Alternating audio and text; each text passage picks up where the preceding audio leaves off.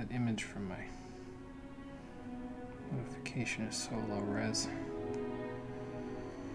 Okay, here we are again. Let the intro play out, and then we'll get started. I also have more arch support today because I pulled my pillow that I use as arch support for my computer chair out of that area, and I'm using it as backrest today, so that should be nice. I might be leaning back a little more than usual, which would be fine. Just might have to move the mic a little closer to myself.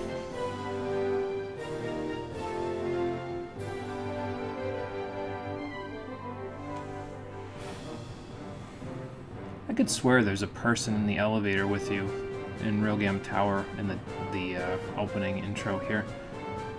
It looks like there's somebody behind you anyway.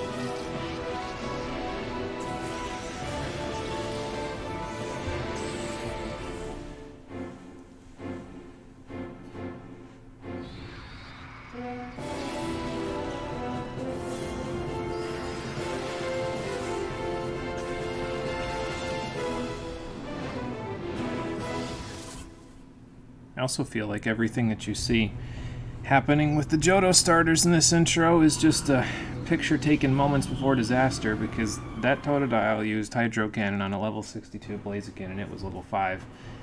That poor baby is dead. Oh my god. Genius Sonority, how could you do this? Okay. So we'll hang out for a couple of minutes. We'll let people filter in, and then we'll get started. It also gives me the chance to turn to my fancy chart that I have. With all of the natures on it from Pokemon Coliseum's official guide from Nintendo Power. Not that we'll need this chart for more than probably today's episode alone, because after today, purifying with the old methods is going to be a thing of the past.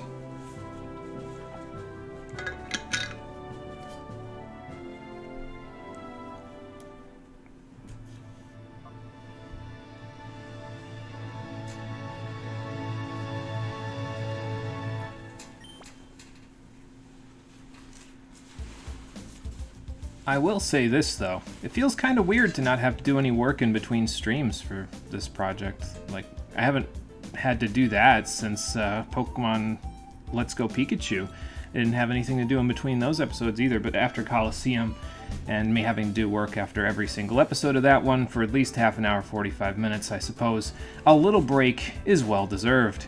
How you doing, everybody? Welcome back to Pokemon XD Gale of Darkness, the Stream Edition. Excuse me, sorry, I definitely couldn't hold that for much longer. Last time... we have reason to celebrate because my subscription has a new month. Ah, your subscription has a new month. Fancy.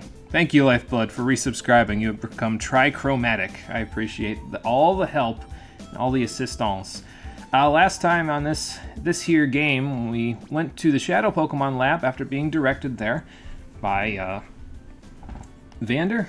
Vander, I think, is the name of the Area 1 leader. I already forgotten. He was in the last episode at Mount Battle. And so now we have a whole bunch more Shadow Pokemon to purify. We have these 5, plus I think one more in our box that is not done being purified. I forget. I think Nummel's in there. I'm going to say Nummel from now on because I know I used to say Numel, but I'm going to say Nummel from now on because I think that's what it's referring to. Yeah, anyway, so yeah, we've got a few Shadow Pokemon to purify. We already purified Spheal and Seedot, so, you know, that's how that goes. Let's see, we got a couple of people in chat along with Lifeblood. Ghost Hand, hello, how you doing? Welcome back. And Final Toast, hello, welcome to the stream. How you doing? we have just gotten started. We made a little headway in the Shadow Pokemon Lab last time, and we got to move a little bit further in now. See what else we can find in here. See if we can find a way to get in that elevator to get at the professor. So, hello, Toast. Good day, Ghost. That Halo game sure is fun. Which one, Ghost Hand? I haven't played any of the Halo games. They've always been something that I've wanted to play. I've just never actually taken the plunge just yet, but I've heard good things about at least the original trilogy, so. Which one are you referring to? Was there one that just came out? I feel like there's a Halo game that just came out, but I could be mistaken. But yeah, Professor's over there. He's been having a chat with Naps for like 2 days now, so we should probably go help him out a little bit. So let's go do that. What do I want out in front? Ow. That was my elbow. I don't think I want Houndour out in front. How is it doing anyway on this stuff? Okay, well, you're getting there. And so are you. And so are you. Oh, you got a new move. Toxic, Psybeam, and Roar. Okay, not bad. Everybody's got a little bit of new stuff to work with. Mareep's got a little new stuff to work with. Ooh, we got Thunder Wave finally. That's nice. That'll definitely help out. And you have a whole lot of nothing, so that's fine. We didn't look at your stats last time, did we, Spinnerack? I don't know, that looks pretty normal for a Spinnerack to me. Maybe speed's a little higher than usual, but I don't know what would be lower as a result. Nah, that speed's probably pretty normal for a Spinnerack. I don't know. I guess it doesn't matter too much. Let's let Spinnerack have a chance to jump up in the front of the party, because why not? Oh, Halo Infinite Shadow dropped the multiplayer today. You've been playing, and it's free? Nice. John Halo and Doomguy are both green space marines who grew up aliens with religious motifs. That's easy to mix up. How often you mix up an image of Doomguy and the Halo character, because you tend to do that a lot. Yeah, it's like Ghost Hand said, they both have similar motifs, so it's pretty easy to mix them up, to be fair. I think we'll go in here first, because I think this just leads to that one DNA sample room from before. And it does have a healing machine in it, so that's not too bad. Well, I've been bamboozled. I wonder what would have happened if I went around the table. Probably still would have bamboozled me. Who knows? Well, let's see what he's got while he's here. Houndour would have done okay against about half of them.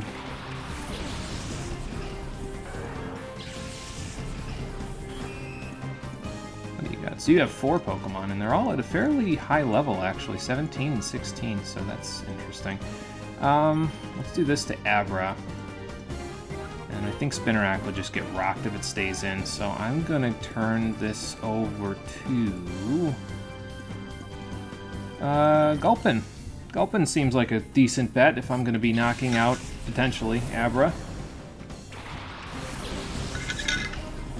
So let's do that. Ah, Reflect. You chose poorly, Abra. I'm using Special Attack. At least with Flareon, anyway. Need to get a Physical Attack on it. It would work a lot better. Okay, and Focus Energy. That's fine. You just love that the demons in Doom are actually scared of Doomguy. I mean, have you seen the guy? Yeah, I'd be scared of him too. I don't want to give it Guts Boost. Machop, that is, in case it does have a Guts Boost, so... I guess just Blitz it? I'm not going to get much damage out of it, but who cares? It's fine. I had a feeling it had, like, elemental punches, this Abra. That was why I was going after it more. Excuse me, so... Now we'll see what else he's got, and we'll wait out the Reflect, because we don't have Brick Break yet, so I can't do a whole lot about that. Oh, a Phoebus, okay. Yeah, I'm spooked at that. Uh-huh. Yeah, I think if we double team the Machop next turn, I think we'll be okay. So. Yeah, it's pretty good, though. It's pretty hard. But I think we'll be alright. So this is 80, this is 60, 90, so this should do a little more, actually. So let's see if the combination is enough. Yeah, that should be enough. And then we'll tackle the Phoebus after it tackles me. And then I tackle the Machop and knock it out with a poisonous bowl. There you go. Easy. Good work, Gulpin. Don't let nobody say that you're a bad Pokemon. Except me, you are a bad Pokemon, but that's okay. Alright, we got a Phoebus and a Makahita. How about we take care of the Phoebus? Makahita, I guess I'm slightly spooked by, but I only have a Baltoy for that, so... And it just got Psybeam, so why not, right?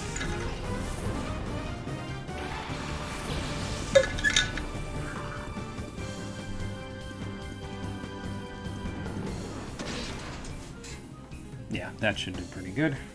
Knock you out next turn. Light screen. Okay, that's fine. Because I can use some physical attacks instead.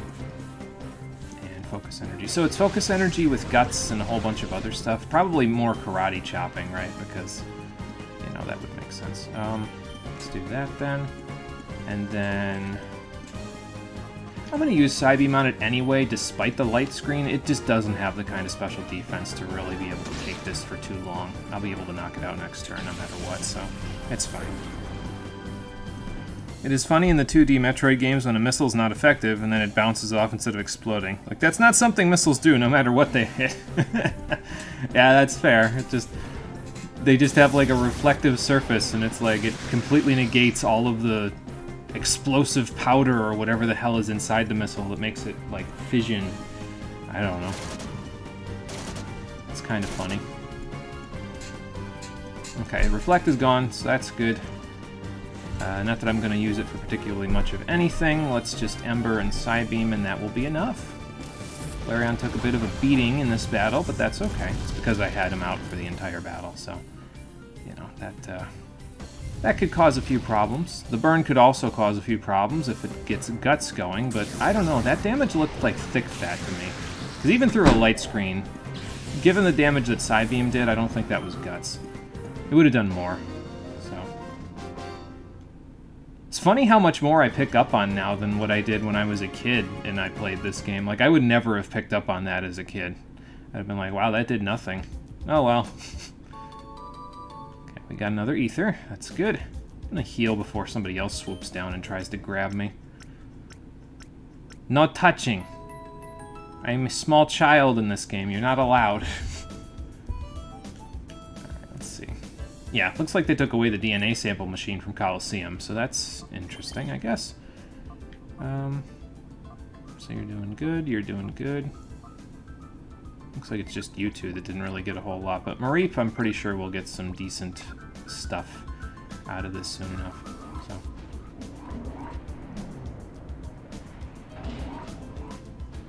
I think Guts and Burn cancel each other out. Yes, Piece of Yoshi is correct there. In this particular case, Burn actually increases... so yeah, Guts negates the attack drop from Burn, and it will increase the... it'll increase their attack the way that it normally does, basically. At least I think that's how it is in Gen 3. I forget if that's something that they did later, but I don't think it is. I think it's been like that since they introduced Guts, so, and they did that in Gen 3, so yeah. Yeah, just like Quick Feet negates the speed drop from Paralysis, yep. Although, in Quick Feet's case, it can't negate full para, unfortunately. Oh, hello. But hello, Piece of Yoshi, how you doing? Welcome.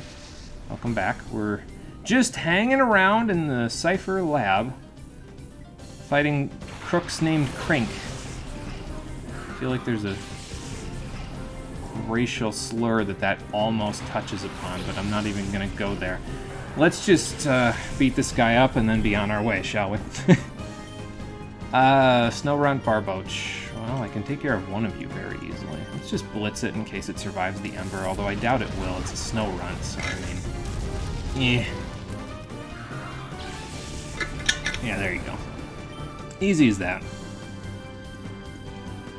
And that will make Flareon a little bit less useful, but that's okay. I've got Bite, so no big deal.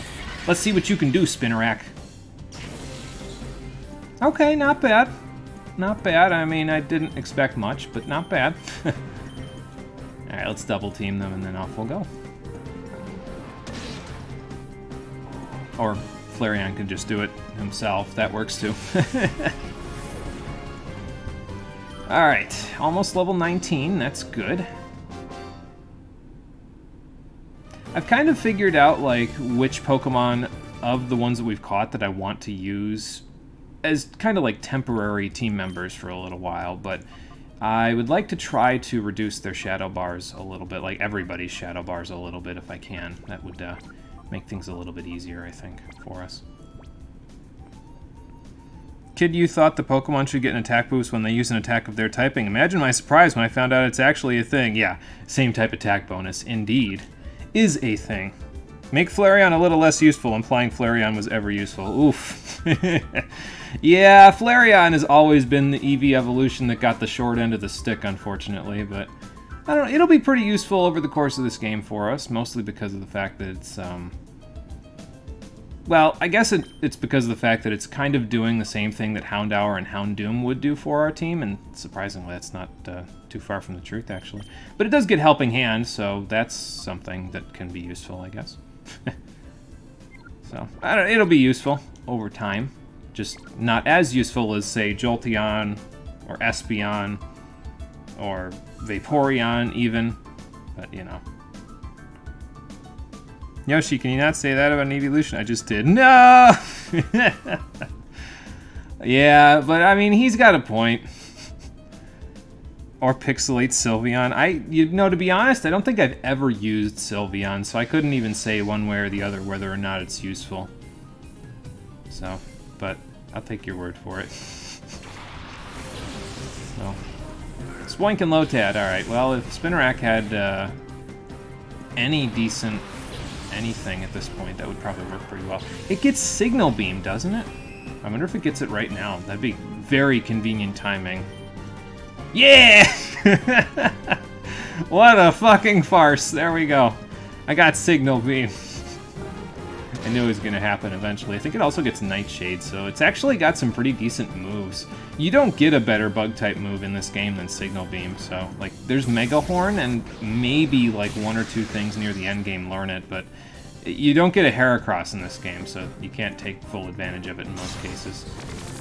But now we can see the fancy Signal Beam animation they added, and Spinarak can one-shot something. Yes, Spinarak, go, buddy! You do it! Give him a chance. Alright, Staryu might be a bit of a problem for the both of these guys, but I think if we double team it, it should be okay. Oh, I gotta get rid of Spoink. Okay, so let's do that. Keep him busy! But yeah, Signal Beam is 75 base power, if I recall correctly, for a Bug-type move, and it's 100% accurate. That's pretty good. I forget, I think it also has an added effect on it. Like, I think it can... It can't confuse people, can it? I feel like it's just a stat drop of some kind, but I'm not 100% sure about that. So. You don't like it much? It's your second least favorite evolution? Used to be your least favorite, but then you found the Sylveon Trolls YouTube series. That sounds like fun. I don't think I've seen that one. So.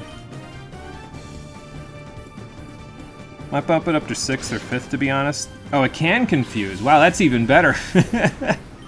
Man. Again, Spinarak and Ariados aren't really all that good, but to be honest, in this game, if you need a bug type, it's probably one of the better ones, all things considered. Its poison typing gives it a little bit of resistances to some stuff, and if it doesn't have a resistance to it, you probably shouldn't have a Spinarak out on it anyway. So, yeah. Well, unfortunately, their security is about as bad at battling as you are, sir, and that's why they let me in, so, you know. Excuse me. Alright, I think the next battle I'm going to want to have Mareep out to start with, because I think there's a Shadow Water type coming up pretty soon, where that'll be halfway useful for us, so let's just sort those bad boys right there, and then we'll go down here. What I think I'm going to do from now on is I think I'm going to save after each Shadow Pokemon that I catch. So, like, if this one has a Shadow Pokemon, I don't remember if she does or not, I'll save after this battle. Just so that way we've got a little bit of a checkpoint almost each time we capture something, you know. I do like how, I didn't mention it last time, but I do like how the Cypher Peon's armor now actually looks like armor rather than just like an old 1960s Super Sentai outfit. Like, I mean, they had bomb specialists in their old group, and, well, they blew stuff up in these thin plastic-looking outfits, like spandex and nylon-looking outfits. And it's like, that's not going to protect you from an explosion, dude. This ballistic armor that you have on now, yeah, that works a little bit better for that purpose. So... You don't care for Umbreon or Vaporeon much, surprisingly to most people. I can see it. I like Vaporeon, but Umbreon I've never really been a big fan of, to be honest. It's just... I mean, it tanks really well, don't get me wrong, but that's about all it does, so... Never really... I mean, I guess I like its design, too, a little bit, so... I don't know. I'm usually pretty easy to please when it comes to Pokemon aesthetics, so I suppose my, opinion might be slightly skewed. Do I want to switch Flareon out here? Because Wailmer gives a lot of experience. Yeah, I probably do. Spinarak, help me out because I need to get Mareep out of reverse mode. So. Ooh, almost done now. Nice. Catching up.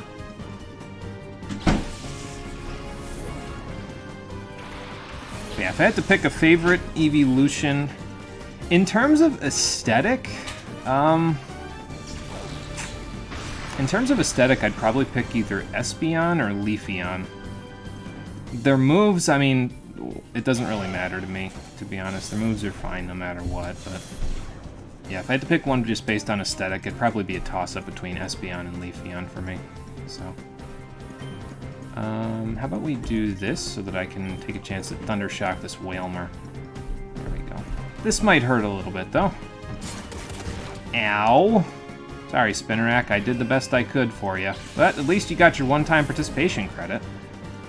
Okay, so... let's go with Gulpin. Also, Umbreon's shiny is overrated. The rings should have been red, even the main body. It would have been funnier. You have a twisted sense of humor. I mean, to me it kind of makes sense, right? Because, like, if the rings were, like, red or, like, a pale orangish color, because it's supposed to represent, like, moonlight, right?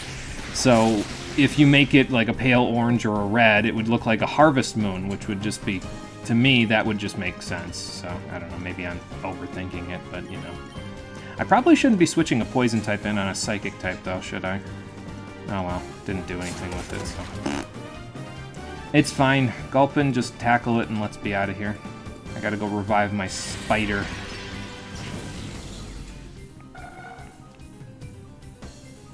Bye, Natu. Also, it would be the blood of its victims. I mean, I guess that's fair, yeah. I don't know, is there something in Umbreon's Pokedex entry about it, like, hunting things? I forget, I haven't really looked at it in a while. Everyone seems to forget that Umbreon, like most dark types, is in fact evil, so it would be a nice reminder. I think Absol would have something to say about that, but, you know.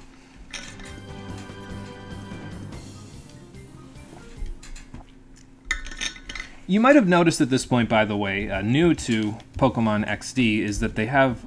Well, I mentioned before that the trainers are a little bit more expressive in this one. So you have your, you know, victory and defeat animations that the trainers will play and everything like that. But in addition to that, every time a Pokemon gets hurt, the trainer will react a little bit. Like when my Pokemon are getting hurt, if you see the main trainer in the background, you'll see him kind of reach toward it like, oh no! Stuff like that. So... Again, the expressiveness of the animations and the models in this game really gets to me. It's really good. But again, I like little things in these games, so seeing those little subtle improvements is always something that puts a smile on my face. So, yeah, that's how that goes. Let's grab this item now that we've revived our spider, shall we? Well, it's a dark type, so maybe it is the disaster Pokemon. I think that's a myth. I've played Red and Blue Rescue Team. I think Absol explicitly mentions in that game, nah, dude, that's a myth. Disaster doesn't follow me. I just try to warn people. But Yeah, I mean, I'm sure it's up to interpretation, like everything in the Pokemon world is up to interpretation in some way, so. Alright, so you've almost got your nature unlocked. I should probably send you out first, just to get that unlocked, because Mareep is practically done. And then we'll figure out Houndour in a bit, so. I feel like there's another Shadow Pokemon in here. I'm gonna save. Just for the hell of it. I remember what it is in here, the Shadow Pokemon that's in here, if it is a Shadow Pokemon, so I don't want to accidentally knock it out. I mean, it wouldn't matter too much because we could get it back later, but, you know. Yeah, Umbreon's rings instill fear when they glow, and then it tears its prey apart. Fair enough. Fair enough, I don't know. Just doesn't seem like much of a hunter to me, but then again, it's supposed to be kind of more cat-like than dog-like, isn't it? So maybe that's just a facade that it puts up. The elegance of its sleekness of its design is a facade for its feral hunting nature. Yeah, fat chance of that happening. Well, can you blame him? You're trying to artificially close the hearts of Pokemon. Oh, hi. I didn't realize you didn't hear me. I'll hold still, but you ain't catching me, Kappa! You're gonna have to defeat me in a Pokemon battle first. Yeah, not so innocent and cute now, is it? Yeah, well. It's definitely given me something to think about. So, oh, we got Shadow tagged, okay. So, Swablu and Wynot. Let's see. So I definitely want to Signal Beam the Wynot. I'm going to Tail Whip, actually, and then Signal Beam it, because that should be enough to knock it out, I think. And I don't want to accidentally, like, knock it out with Bite or something, and then he sends in his next Pokemon, and it'd be like a Shadow Pokemon, and I just knock it out, so... Well, that would have been a good play, Cypher R&D Alrock, if you had actually hit the correct person. Get him, Spinnerack! Nah, almost. It's really gonna hurt when it counters me right now, but, you know, that's the risk you take. Goodbye, Spinnerack. Ow! Maybe I should have used Bite. This spider's just gonna keep getting knocked out, isn't it? Ah, well. Houndour. Sure, why not? 2 fire types. Give it to me. Okay, so now we can take out the Wynot. And then... Do I have anything to use on Swablu? Yeah, I mean, I guess I could use Shadow Blitz, right? I just Tail Whipped it, so... Probably do decent damage. Also, maybe the Absol lied to protect its image, you don't know. Didn't seem like a very... He seemed fairly trustworthy, but I guess I did just meet him in a random cave, so... I suppose you have a point. I shouldn't trust everyone I see. It's because the Dark type is Japanese called the Evil type. In fact, they are not necessarily evil. I didn't know, actually, that it was considered the Evil type. Is that... So that's like the direct translation is Evil type? I didn't know that. Interesting. You learn something new every day. We got a Corsola, so Houndour was just about the worst possible thing I could have sent in here. And I don't have C-Dot to use anything else on it, so, Mareep.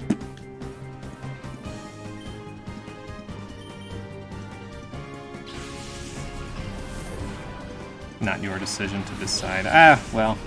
See, again, it's like anything. It comes up to interpretation eventually, so if Lifeblood decides, no, you know what? They're not necessarily evil. Then, that can be his decision.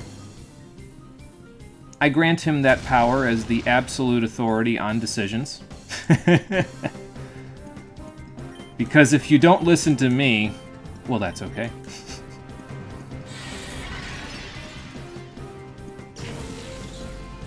That did nothing. I mean, it's a Corsola, so I guess it shouldn't do much, but... Oh, well, this should do a little more. Alright, you two, play nice. Play nice in my chat. Don't get all feisty with one another. I know you're both just making jokes, but play nice. Hush, Mono, you haven't played Royal yet. You don't get that power yet. I mean, I guess that's true. Because Royal's the absolute authority on that sort of stuff. let's switch in Baltoy. Just to get that participation credit, you know. Because Houndour's done enough, and this Thundershock is going to KO the Corsola anyway, so... There we go, Baltoy's on its last bar now, so... That is true. So... Alright, goodbye, Corsola. And we'll see what the second scientist has, because I'm sure he's just a rare one for a fight, too. He might be the one with the Shadow Pokemon that I was thinking of, so I guess we'll see. Not this guy trashed my team. Oh boy, I would love to, but I can't do that while you guys are hanging around in the desert, artificially closing the hearts of regular Pokemon, turning them into Shadow Pokemon. That's just not something that I can abide by. Alright, let's see.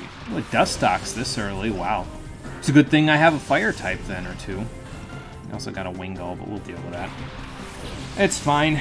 Ooh, this actually works really well for Dustox, because I can just double team it with these two and be done with it. I mean, the Wingull will hurt, but, you know, it's probably fine. Don't worry about it. Yeah, Water Gun, but that's okay. It's a Wingull, right? Like, come on now. Yeah. See? Easy. Excuse me. Alright, Flareon, Baltoy, put this Dustox away. Then we'll go home. After we beat the rest of his team, but, you know.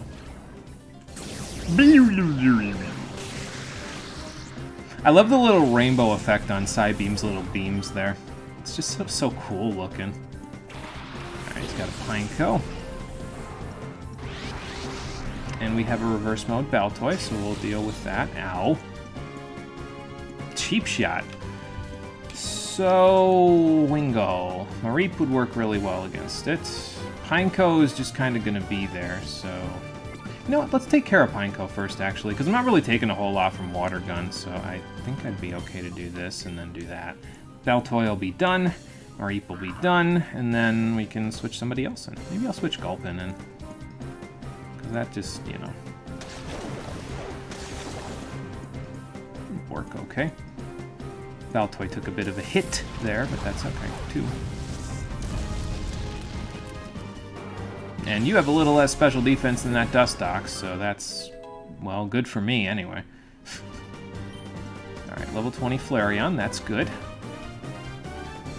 And a Quillfish, okay. I can respect that. Used one in Pokemon Coliseum, so I can respect it.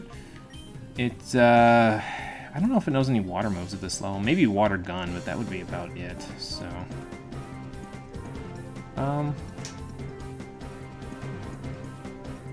I'm going to choose to ignore the fact that Wingull might KO me with Water Gun, and just try to use Psybeam on Quillfish. So... Yeah, I didn't think that was going to KO. Ooh, we got a flinch. Perfect. Easy. Just as planned. I didn't even get poisoned. Eat shit. Alright, that's pretty good. That'll work. So let's take care of Wingull. And then, yeah, I think Baltoy can clean up. It's fine.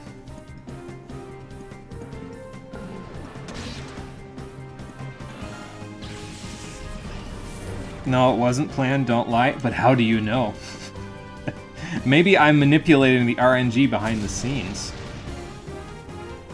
Maybe I'm ruining my speedrun by manipulating the game's code with a secondary device. Maybe my speedrun is illegitimate. I don't know where that came from. I feel like I heard about that one time and it's just stuck in my head forever now. So... no Shadow Pokemon in here. Good experience, though. Yeah, you do that. Oh, Baltoy's purifiable. And Mareep shouldn't be too far behind if it didn't already tick. It might have. Let's see. Yeah, we're hacking, yes, exactly. Hacker Man, the most powerful hacker in the world. That's me. Okay, so you're not going to get anything out of that for now because you have fainted. I got to get Baltoy out of reverse mode, so we got to switch it in first. And then we'll go from there. So let's go heal, and then we'll use the elevator to go upstairs. This elevator in particular, right over there. So. There's my reaps. Nice. Easy as that. We might go purify at some point once we get the key in here. You love the Pokedex entries sometimes because they're hilarious. Like when a fire type has like, they can generate temperatures of 1,000 degrees Celsius, and the game is like, the best I can do is Ember. Oh yeah, well, maybe they have to work up to that 1,000 degrees Celsius, I guess. I don't know. I always thought that in some ways the Pokedex entries were somewhat embellished anyway, like they were just kind of being hyperbolic in some cases. Because some of that stuff just seemed pretty ridiculous by comparison, you know? So, we still don't know your nature. I'm going to say it's a neutral nature, though, judging by those stats, so there's my guess. You're getting there, and I can probably switch somebody out for Numel pretty soon.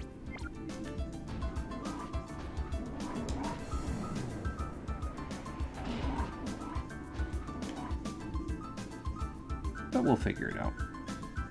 Alright, upstairs we go, or up the elevator we go. This should lead to that door that was locked before, so it'll should let us at least open something up a little bit easier. Oh, hello there. I'm not scurrying around, I'm just going exploring. Is that so wrong to you? Weren't you guys exploring when you reestablished this lab? I mean, I guess they already knew it was here, so that's, I guess, where we differ a little bit, isn't it? I guess someone had to have a Magnemite or some sort of electric type to keep with the trend that this game started back in Colosseum. Speaking of which, there's a Shadow Carvanha. Cool. We'll see if we can capture that. But first, I gotta get rid of the Magnemite, and then I kinda gotta walk on eggshells with this Carvanha because it hits like a truck, but, excuse me, it also is made of wet tissue paper, so I have to take a few hits while also not, also not knocking it out. So maybe we'll just Mud Slap it a couple of times. That works pretty good. So, yeah, the first few gens were pretty ridiculous, yeah, with the Pokedex entries and stuff, so it's a Psyduck. Alright, well, we'll take care of that in a minute.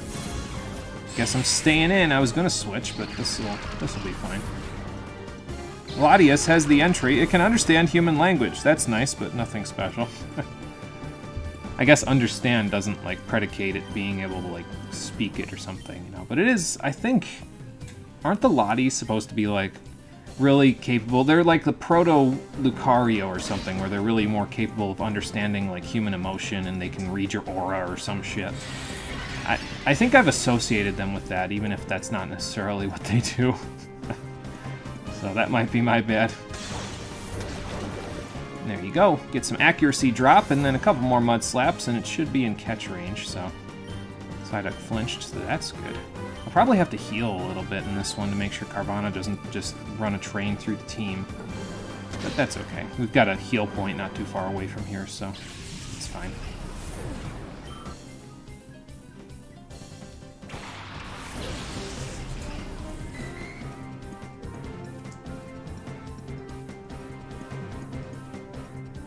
There's a miss, so that's good. Sorry, late reaction. I stared at the screen and suddenly my brain stopped working for a second. I had to do a hard restart. Alright, one more Mud Slap, and then we'll try to catch it.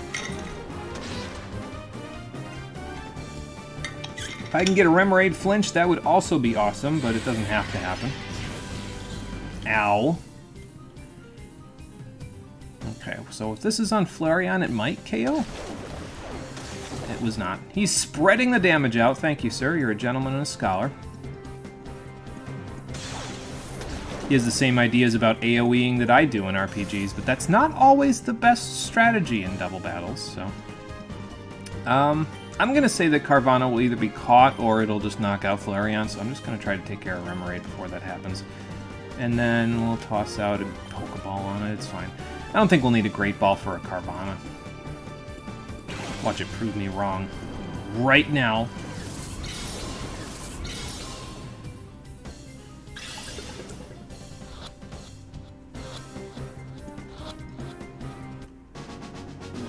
Easy. Okay, that takes care of that, and this should take care of you. We're gonna be like level 21 by the time. Actually, we might even push close to 22 by the time we're done with the lab with Flareon. That's impressive. We won't need those kinds of levels for a little while yet. So, but then again, we'll need to get those levels on all of our other Shadow Pokemon, so. Thank you, sir. That's what I wanted to do to begin with, so. Alright, if I could go to a PC, I could go grab a couple of Pokemon out of it now, because Baltoy's done and Mareep's done, so. But I can't go to the PC without going all the way back around, and I don't feel like doing that, so I think I'll just, I'll stick with these guys so we can get Houndour done, because I've already got a Fire type, so I don't really need to keep it in the team. But if we get it close to finished with its purification, it'll be fairly useful. For a reason that we'll talk about in just a little while.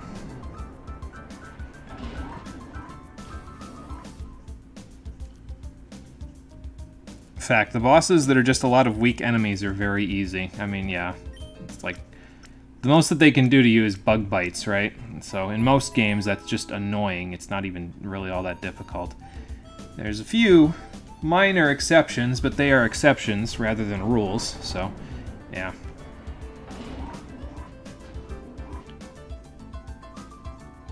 I'm just glad we can jam out to some of the older tracks. They brought back some of the tracks from Coliseum.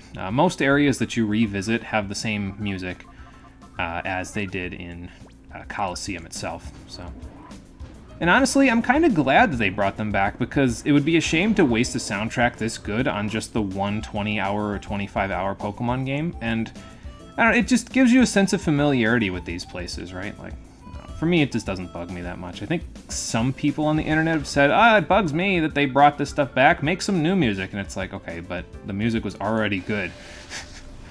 I want to hear it again. Maybe it's just me. I don't know. It doesn't bug me is what I'm saying.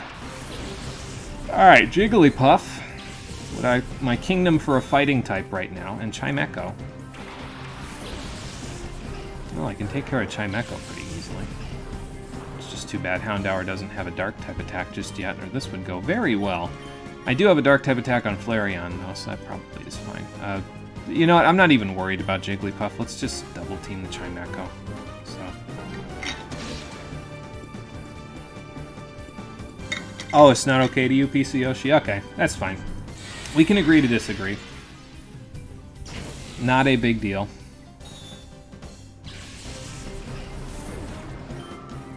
Look at all that experience we got from that Chimecho. Yeah, they're starting to give us a few Pokemon that are... They just don't have evolutions in most cases, so they give a little more experience than some of the other stuff, like some of the baby Pokemon that we were fighting back in Agate Village and that sort of stuff. Granted, they take a little bit more effort to actually knock out, but... it's fine. So this is 40, 60, this is 80, so... because it's super effective. Do a little quick mental math. Keep my brain functioning properly. I think I should probably switch, though. Get somebody else a participation credit. Because Houndour got hers, his, its, I guess they're probably the most neutral. His participation credit already, so we can move right along. I'm going to Tail Whip, actually, so I don't power up Rage when I'm trying to set up. And then... I'm going to switch Spinnerack in and probably get knocked, but, you know. Hey, Nitro, how's it going? Welcome. Welcome back. Yeah, more Pokemon. Playing Pokemon XD Gale of Darkness, the esteemed sequel to Pokemon Coliseum. We're just hanging out in one of the first dungeons. You know, doing some stuff, catching some Pokemon, raising some Pokemon. The works. How you doing? I think I'll just use Ember. Probably fine. And then Signal Beam at -1. It's going well. That's good. Shit's going good for me there, Nitro. Just having a ball. Playing a game that I enjoyed very much as a kid, and I don't anticipate that changing at all. I anticipate enjoying this one very much all the way through. So. They both suck, but what? I mean, that's true, yeah. I won't disagree with you on that one. So. No, there's a better joke to be made there. Let's think of a better joke to be made than just, oh, they both suck, yeah. It's not that it was bad, it's just that, yeah, I think you're right. There's something else that we can say there. So let's think of it, shall we? Yeah, on a bit of a nostalgia trip, yep. So, you found some really old shit on your phone that dates all the way back to 2017. Oh man. Is it like an old mobile game, or is it just something else from back in the day? Didn't even know shit saved like that? Oh, okay, gotcha. Well, it was something to remind you of 2017, so... Okay, you have a quiet nature. I think that's neutral. I'm pretty sure... Is it in this book? It might be in this book. Not in this section of the book, but it might be in this book. Quiet nature is plus special attack minus speed. Interesting. It is in the book. Because it doesn't, I mean, I guess special attack is a little higher than usual, and I don't know, its speed looks high for a Spinnerack for me, but maybe I'm just imagining things. I don't know. Maybe I have lost my marbles finally. The doctor said that would happen one day. Okay, anyway. Pokemon XD, the sequel of Coliseum, aka we've only made these games because the Johto and Hoenn games are incompatible, and we didn't feel like using the literal event we put in Emerald for the exact purpose of solving this problem. I'm glad they did, though, to be honest, make these games, because it gave Genius Sonority an opportunity to make Pokemon games that I would say are either comparable or even surpassing some of the stuff that Game Freak has done. So... whatever the reason that Game Freak originally came up with for doing this, I'm glad they did it, because, frankly, I love these two games. They're great. Oh, it's like old photos, screenshots of video, all of which included you hanging out with some friends back then that aren't here anymore, so it's nice seeing all of that again. Oh, that's nice, Nitro. That's so heartwarming. I'm glad to hear that you went on a little nostalgia trip on all that, so that's cool. Good to hear. What do I want for this part? You're almost done. I might as well just finish you off and then switch to somebody else after that. Hi there.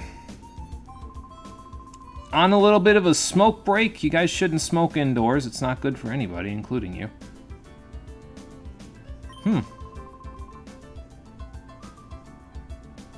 Oh, really? Man. Hope Evis isn't just hanging around again. I hope he didn't escape from prison. That would suck. Oh, okay, it's a guy named Master Greevil. Well, his name is a little more on the nose this time, isn't it? Somehow. Fair enough, it did turn into a bit of a fiasco. Hi there. Well, I heard enough to know that I should probably turn you all into the authorities, but first let me kick your ass. More like an accidental nostalgia trip because you were looking for something else in your photos and you came across all this, but yeah, it was really nice, yeah. And it's nice when, you know, that stuff just happens completely out of the blue, you know what I mean, where it's not expected, but it's nice when it happens because it's, again, it's just heartwarming and it's a nice little callback to what's happened before, so. Alright, Houndour's not quite done yet, but that's okay. How do I want to handle this? Because Kecleon we can kind of play around with due to its color change ability. We can make it weak to something, and then I can bring something in that hits it on that side, so... Excuse me. Well, I've got an idea. And it'll give me a chance to get Spinnerack in, too, so there we go. I'm not really... I don't think I should be all that worried about Snubbull. I don't think it's going to do a whole lot, but... I guess we'll find out. Probably knock Spinnerack out if we're being fair, but, you know, that's just the normal around here today, so.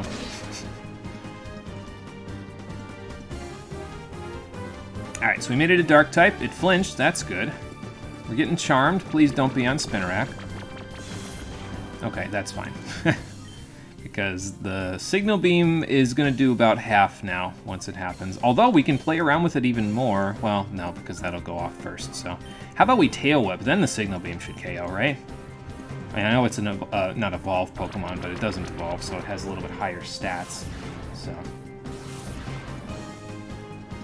But hey, the defense drop never hurt nobody. I'm getting binded. It's fine. Because soon I won't be binded, because you will die.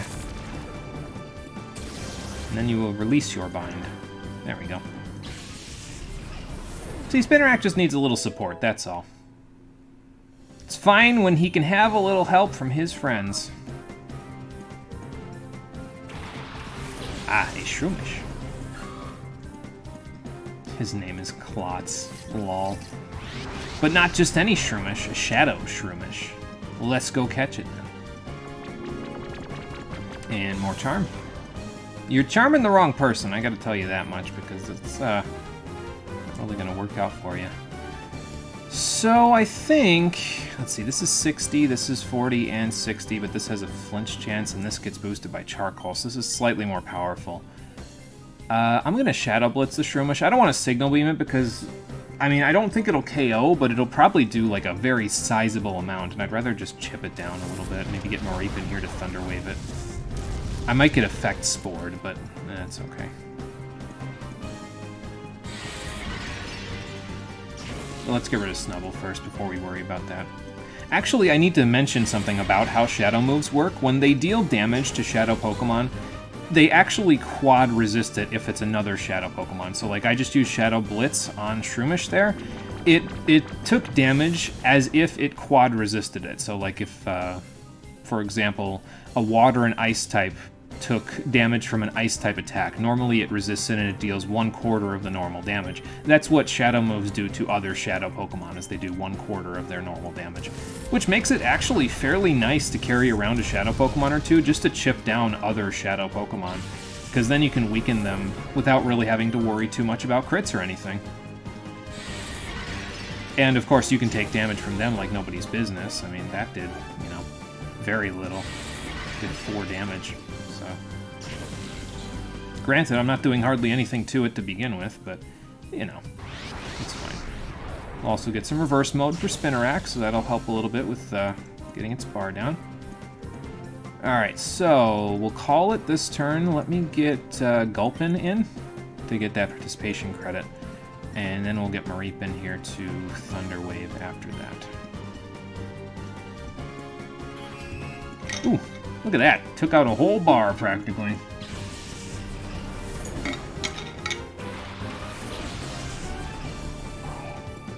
But yeah, Shroomish is kind of a bit of a difficult case for the team that I have right now, because I have like 4 Pokemon that have an effective hit against it, so I gotta be a little careful with it. So let's just blitz it, and then let's actually let Spinnerack have a rest. We'll get Mareep out here and do some Thunder Wave shenanigans. So. Hey Marie, how's it going? Welcome. How you doing? We are just hanging around in the Shadow Pokemon lab. We have found a Cypher R&D member with a Shadow Shroomish, and we're gonna catch it in just a moment. Once I get a status on it and I damage it just a smidge more. I mean, I could Toxic it, I guess, but that would give me the same 1.5 times catch multiplier, but I don't think that's a good idea. So, let's get a T-Wave off.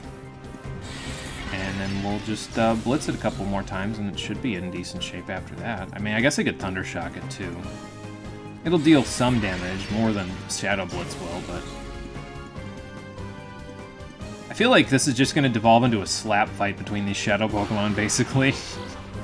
It's like everybody's chipping away with Mosquito Bites here.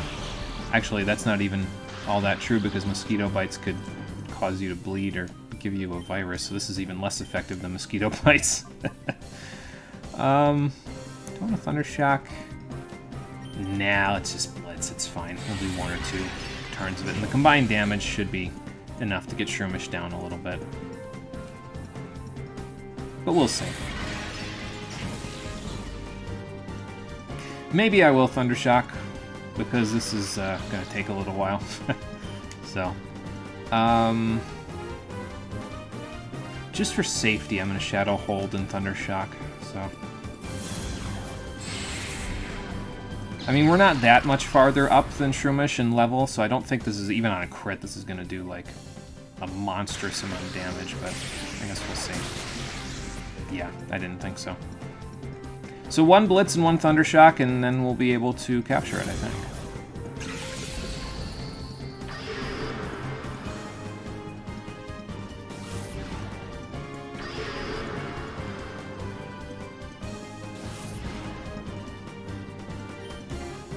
Alright, let's do 1 Blitz, let's do 1 Thundershock. And even if both of these crit, we'll be in good shape still.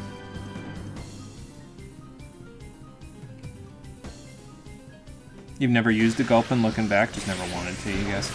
I like Gulpin in this game because it has kind of a versatile move pool, to be honest. It gets Shockwave by Purification, so that's not a bad coverage move for it. It gets Sludge Bomb really early, which is pretty helpful against a particular fight that is kind of recurring in the game. I guess it's not great, but you don't really need anything super fantastic in order to beat this game, so it's, you know, it's fine.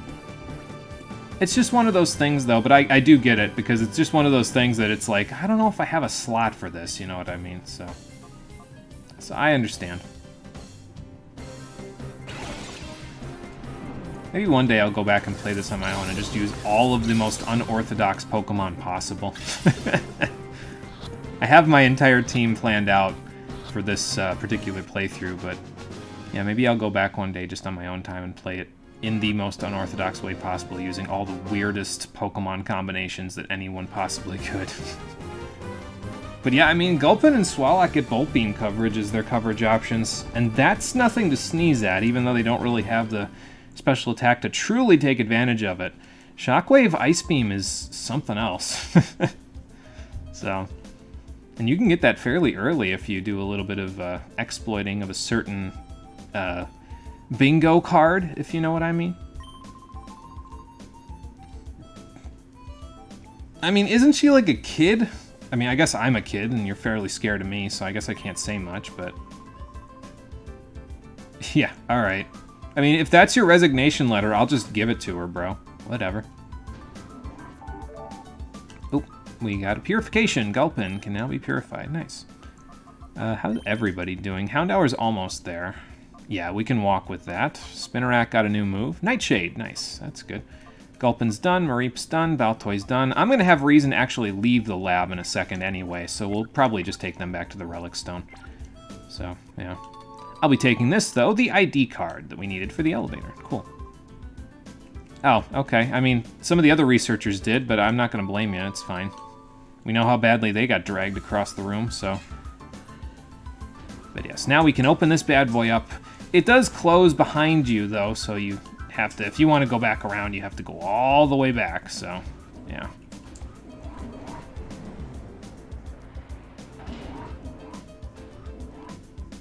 Yeah, I don't know. I've always thought about the idea of using Swallow. I'm not going to be able to use it on this playthrough, though, because it would give me too many ground weaknesses, but it's a thought.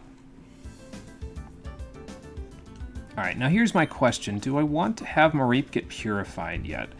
The reason why I might want to save these level 17 Pokemon specifically from being purified yet is because they might be useful in the boss fight of this area, where a Shadow Pokemon that we could fight kind of...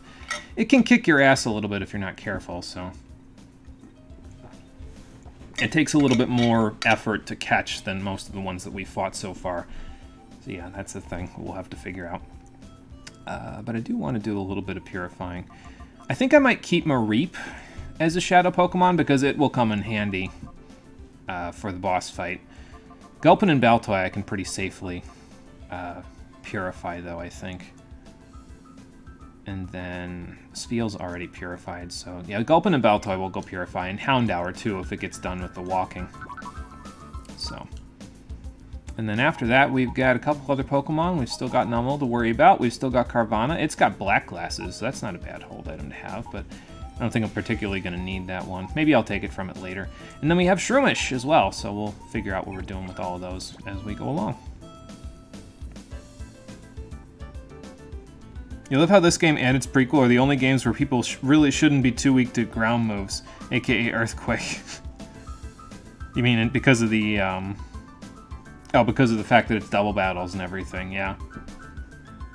Been a while since you've done this. Second pair of shades, baby! Let's take a look. Yeah, I can see it, yeah. That's cool, Nitro. using them channel points for that. I do have to, when we're done with this whole GameCube project, which isn't too long from now, and thank you for refollowing, Nitro, I appreciate that. Once we're done with this whole GameCube project, I really do have to get that community potluck thing going for the stream suggestions so that people can contribute their shadow channel points, excuse me, to something other than just kind of messing around, you know. I think I'm going to have to balance it slightly, though, because I think if I set the community potluck target to, like, I'm going to set it based on the number of average viewers that I have over the past 30-day period, basically. And if I set it like that, Marie, this is not for nothing, but I don't want you to, like, contribute all your channel points, because I know you have a whole bunch saved up, and just, like, contribute 100% of the goal in one day. So maybe I'll have to balance it somehow, where it's, like, one person can't contribute more than a certain amount, or something like that. I don't know. I'll figure it out. I just healed, didn't I? Well, I'm going to do it again, because why not? Yeah, I'm still kicking around how exactly I'm going to implement that for the stream suggestions. It's a work in progress, but I'll keep everybody in the loop once I come up with something interesting. So,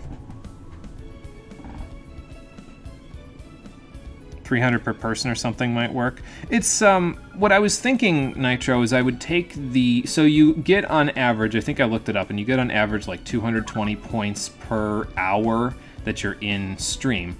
And I was thinking that I would take that number and I'd multiply it by the number of average viewers that I have. I have about 3.5 right now.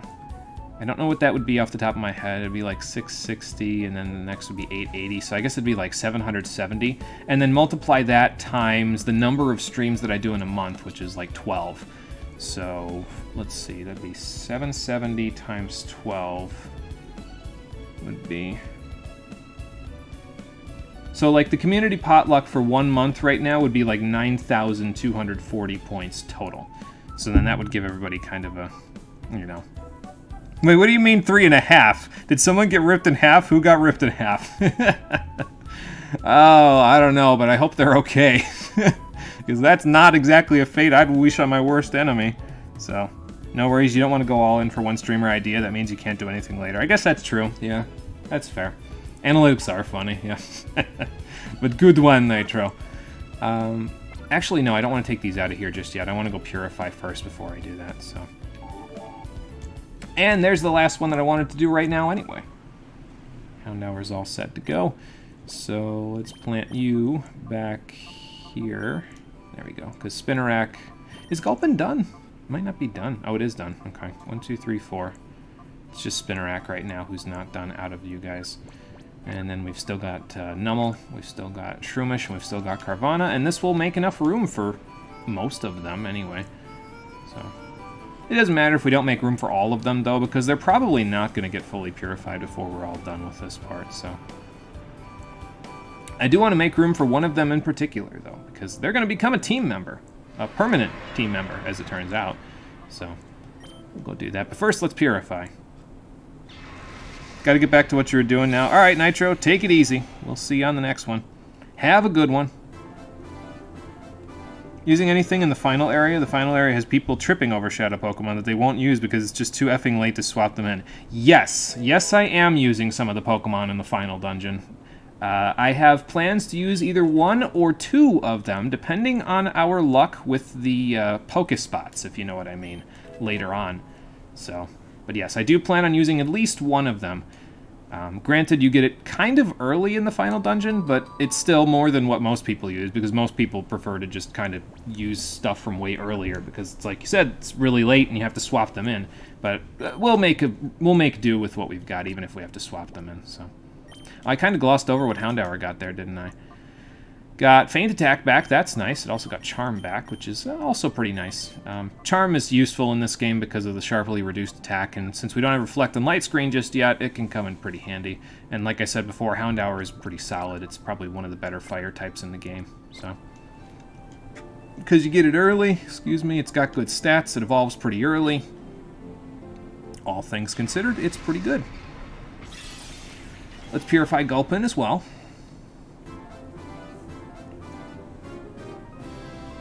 It looks like it's jiggling over, like, the ground there. Like, it looks like it shouldn't jiggle all the way down there, but it, like, jiggles over top of it, and, like, it should squish into the ground, but it doesn't. There's Shockwave, so that's not bad. And the support move it gets is Sing, which can be useful. It's a little inaccurate, but it's not a bad support move, and it gives you that 2x multiplier if you get something put to sleep for catching it, so. Plus, this Gulpin doesn't have terrible stats, all things considered, so. What was its nature again? Let me go look. Bold. Yeah, that's actually pretty solid. I mean, it doesn't work really well with its same type attack bonus, but since you're going to mostly be using it, or at least I personally would mostly use it for special attacking coverage, and its attack looks like it's halfway decent, even with the bold nature, so it wouldn't be bad. It can, in fact, learn Shockwave. Yes, no, I was not pulling your leg. Nope. Maybe you should give Gulpin a chance. It's interesting. It's definitely more interesting than a lot of people give it credit for. I'd say give it a shot. It's worth it. It's worth a shot, I think, because again, it gets Bolt Beam coverage. Like, how many poison types in the game get Bolt Beam coverage? That's nuts. We're getting to Wheezing levels of ridiculous here, and Wheezing already learns Shadow Ball, Flamethrower, and Thunderbolt. So. Alright, Mareep got Body Slam. That's actually really solid for it. That's like a move you'll keep for the entire game for it, practically. And it also got Heal Bell, which makes it a good cleric. So that between that, Thunder Wave, and Body Slam, you'll probably only ever switch out Thunder Shock for Thunderbolt and stuff later, so. It also gained a level, which means Mareep is evolving. Perfect. So now we'll have an evolved Pokemon to help us out in the coming areas until we get another Pokemon that can learn some electric-type moves. But in the meantime, we'll use this buddy here. Mareep has evolved into Fluffy. Cool. Granted, if we go according to my previous assertions from way back when we did Pokemon Versus in this game, it's also the spawn of the devil, because in canon with the original Pokemon Versus, female Mareeps are all named Cassandra and are angels, whereas male Mareeps are all named Azazel and are sacrificial lambs of the devil. But we haven't done that in such a long time that I feel like the joke is just lost at this point, so I said, whatever, I'll ignore it. I'll ignore it until we use it in a different Pokemon game, and then maybe I'll make a big deal out of it for no reason. So. That's true, Delcatty does get Bolt Beam coverage, yeah. It's cool and weird, yeah. I think they were kind of calling back to, like, Persian, because Persian could get Bubble Beam and Thunderbolt, so, yeah. Yeah, see, Piece of Yoshi's reaction is about what I would expect out of people who didn't see the Pokemon Versus playthrough 10 years ago. What do you think for that? Do you think I should just not learn it? I wouldn't even learn it. I don't think Fury Swipes is all that useful, I didn't honestly, think so either. Yeah, that joke's kind of donezo, so, yeah.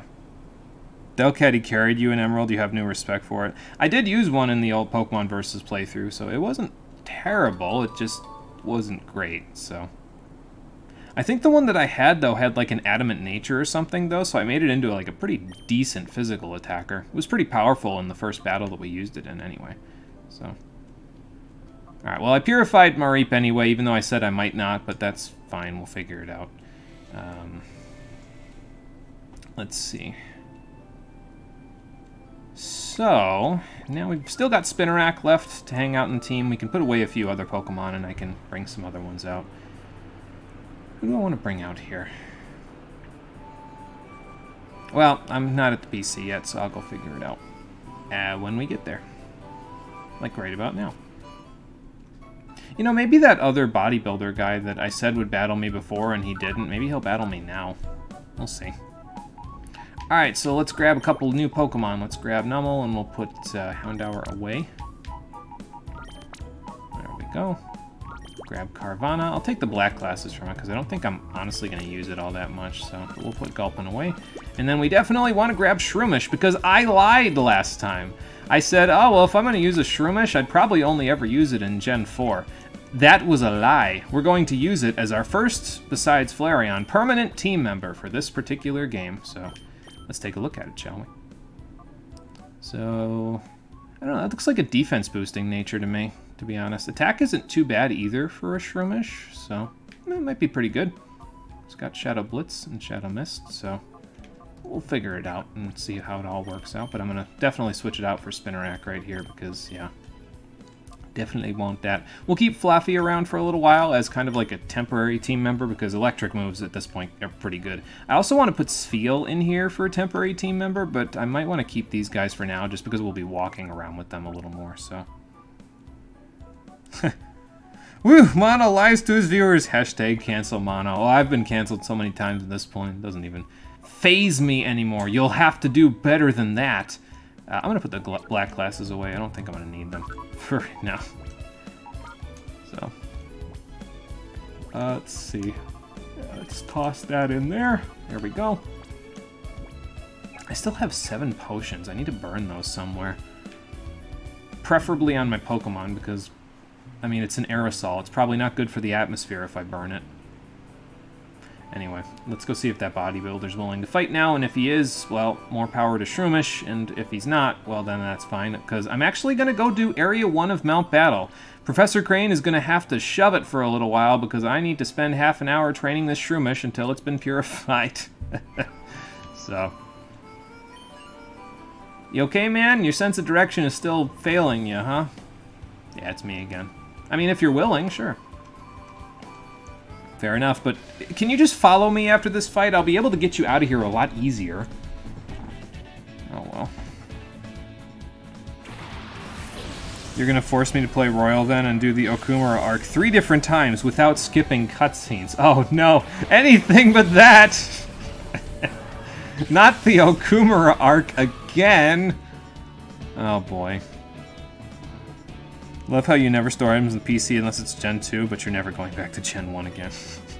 I don't know, I store them in the PC just because it cleans my inventory up a little bit, you know? And I think there is an inventory limit in this game, if I recall correctly, so... I'm gonna get rid of Grimer, because it's definitely not something that I want hanging around with Shroomish on the field, so...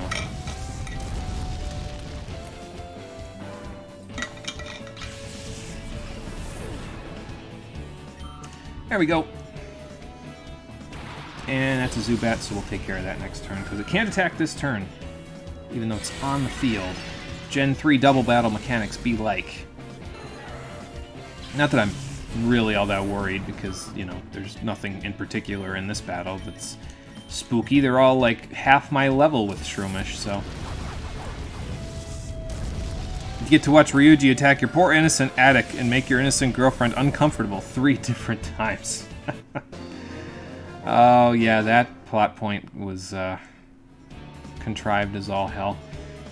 Anyway, not the make innocent girlfriend uncomfortable part, but the attacking the attic part and Ryuji generally having a beef part.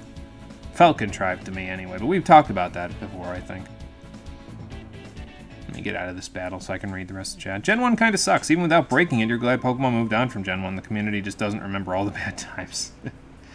Gen 1 had a hell of a lot of, I almost want to say quirks, but they were pretty bad if they were quirks, so... Oh, Spinnerack's done, too. Nice. Now we can actually, I can actually bring Spheal out now that Spinnerack is done. It must have ticked up pretty quickly with its quiet nature. Just quiet? Oh, right, Quiet is the one that Murkrow had in Coliseum, that just everything is equal, so, okay. Well, since we're still in the village, let's go purify it, because why not, and then we'll bring Spheal in, and we'll have our 4 normal team members in the party, and then we'll have Carvana, and then we'll just kind of chill in the back. Walk with them a little bit to help purify them. So. I'm like, Ryuji, sir. Sojiro has customers. You're making a scene. Yeah, for sure. Come on, bro. How you about to do my father figure, my surrogate father like that?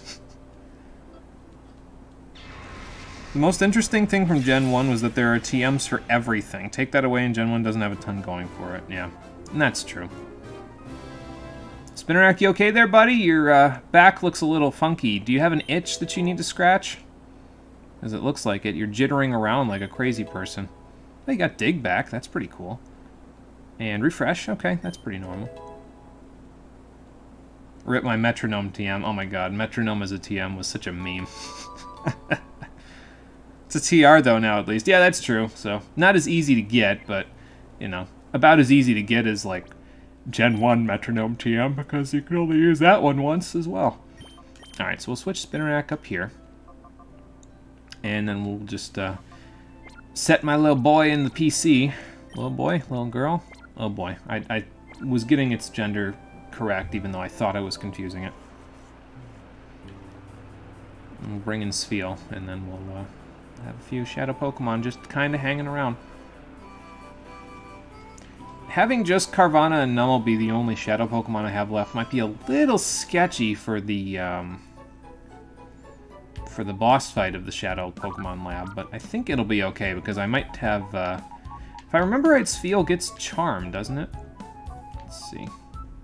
Yeah, it does. Okay, cool, because I will definitely be using that. Yes, actually. Continue box operations. Take this little guy. Move it down here. Actually, let's stick it up here for now. We're going to be rearranging some stuff in this box very shortly anyway, so I'm not too worried about it. Bubble Beam TM was so OP, all things considered. It's a great move and great coverage, and even Nidoqueen can learn it. Yeah, and even more so than that, you get like a Water Gun TM not too far before that, like right when you're getting into Mount Moon and all the rock types start coming in, so that's actually... You get good water coverage, all things considered, in Gen 1, so... And a lot of things can learn those water moves. So... Oh, we'll meme about Gen 1 eventually on Pokemon. That'll probably be the next Pokemon playthrough I do, I'm thinking, is Yellow. But like I said in, I think, the first episode, we've played 3 separate Pokemon games this year. And I mean, it is the 25th anniversary of the series, so that makes sense, but I think I'm gonna have to take like a bit of a break from Pokemon after this. just to kind of clear it out of my system, you know. Alright, so we got a few helpful partners here. Flareon's level 21. This next part should go very smoothly, but we're going to do Area 1 of Mount Battle to help out Shroomish with its Shadow Bar. And then we'll go from there. Yes, play Yellow. It's the most consistent of the Gen 1 games, even if I don't get a Bulbasaur.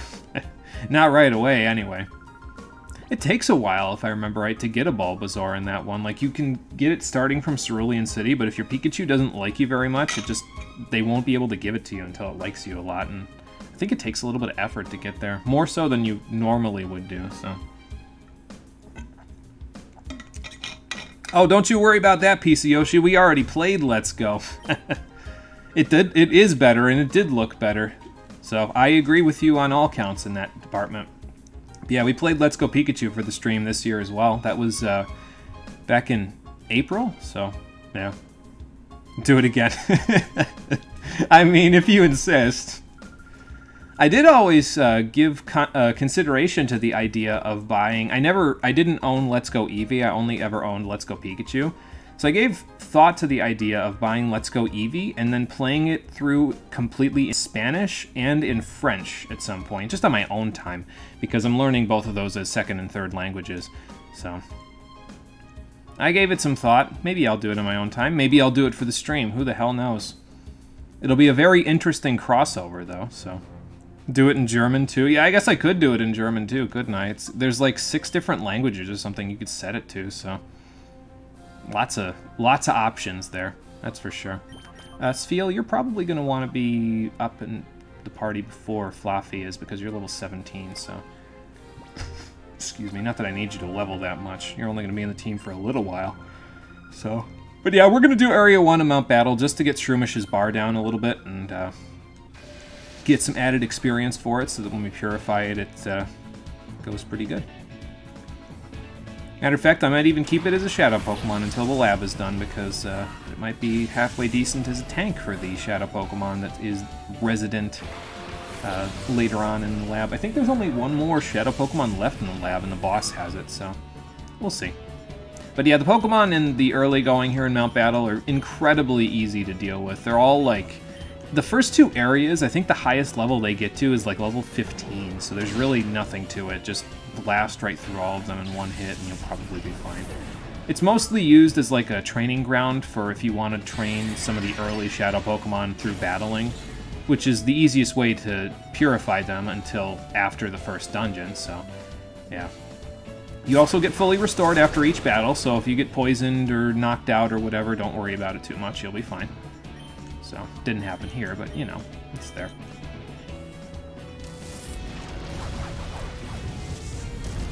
I think what we're going to do is we're going to wait to do Area 2 until we're finished with the lab, and yeah, we'll probably just do it once we're finished with the lab. So we're going to do this area now, and then we'll go do Area 2 after we're done with the lab, like on the next episode or something, because it shouldn't take too long.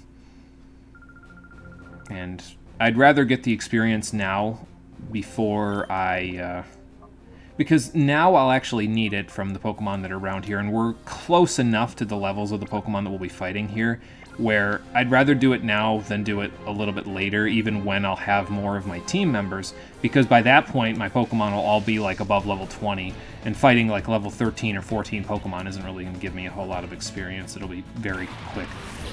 But this game does something really funky with its areas, where instead of it being like every area goes up by like 5 levels, so like, you know, it started at like 15 in the original Coliseum, and it just went up 15 to 20, then 20 to 25, 25 to 30, and so on and so forth.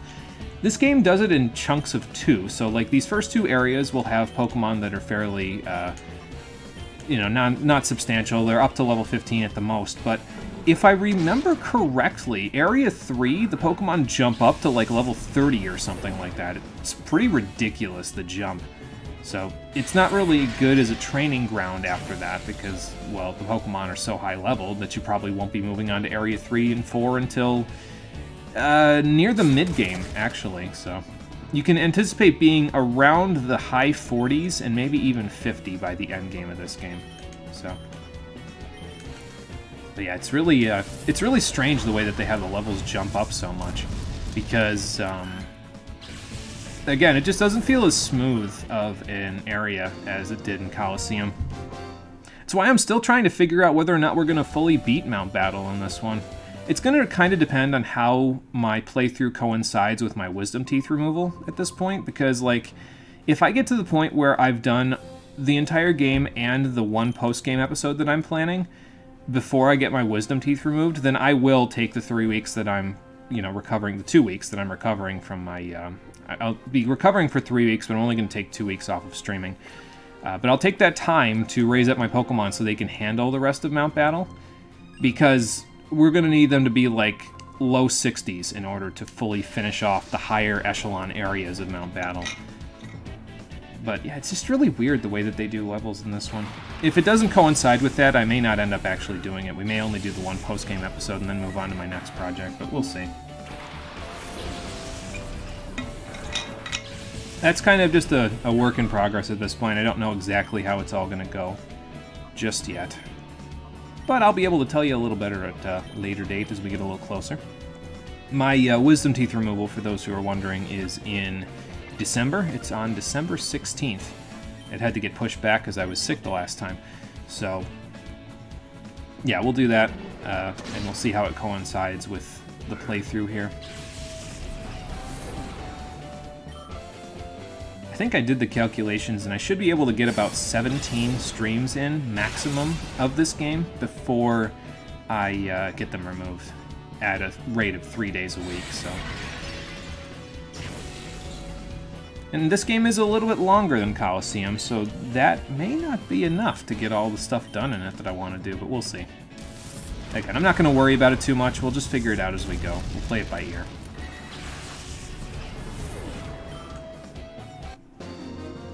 I think I'll get Flareon to 22, and then I'll give it a rest for a little bit, because that's a lot of experience, and I don't really need it to be super over-leveled.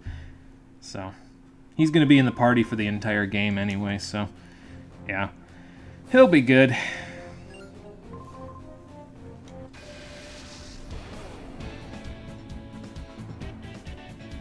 Gotta wonder what the professor's thinking at this point. Like, I would imagine Naps has gotten a few calls on his... You really only have one Hoot Hoot, don't you? Oh my god. Yeah, I gotta imagine Naps has gotten a few calls on his radio or something at this point. Like, dude, they're ransacking the lab! And Professor Crane's like, oh, he's coming to save me! And then all of a sudden there's just dead silence for like an hour or two while I go off to Mount Battle. And he's like, what's happening right now? Oh, it's a Naughty-natured Shroomish. That is plus attack, and that is really good. Ooh, baby, this Breloom's gonna hit like a train. Plus attack minus what? Special defense. Okay, that's fine. I don't even care. The plus attack is all I need. Must have a good defense IV, though, because that's like 26 defense. It's pretty incredible. Alright, anyway, we gotta get rid of this Hoot Hoot, so let's do that.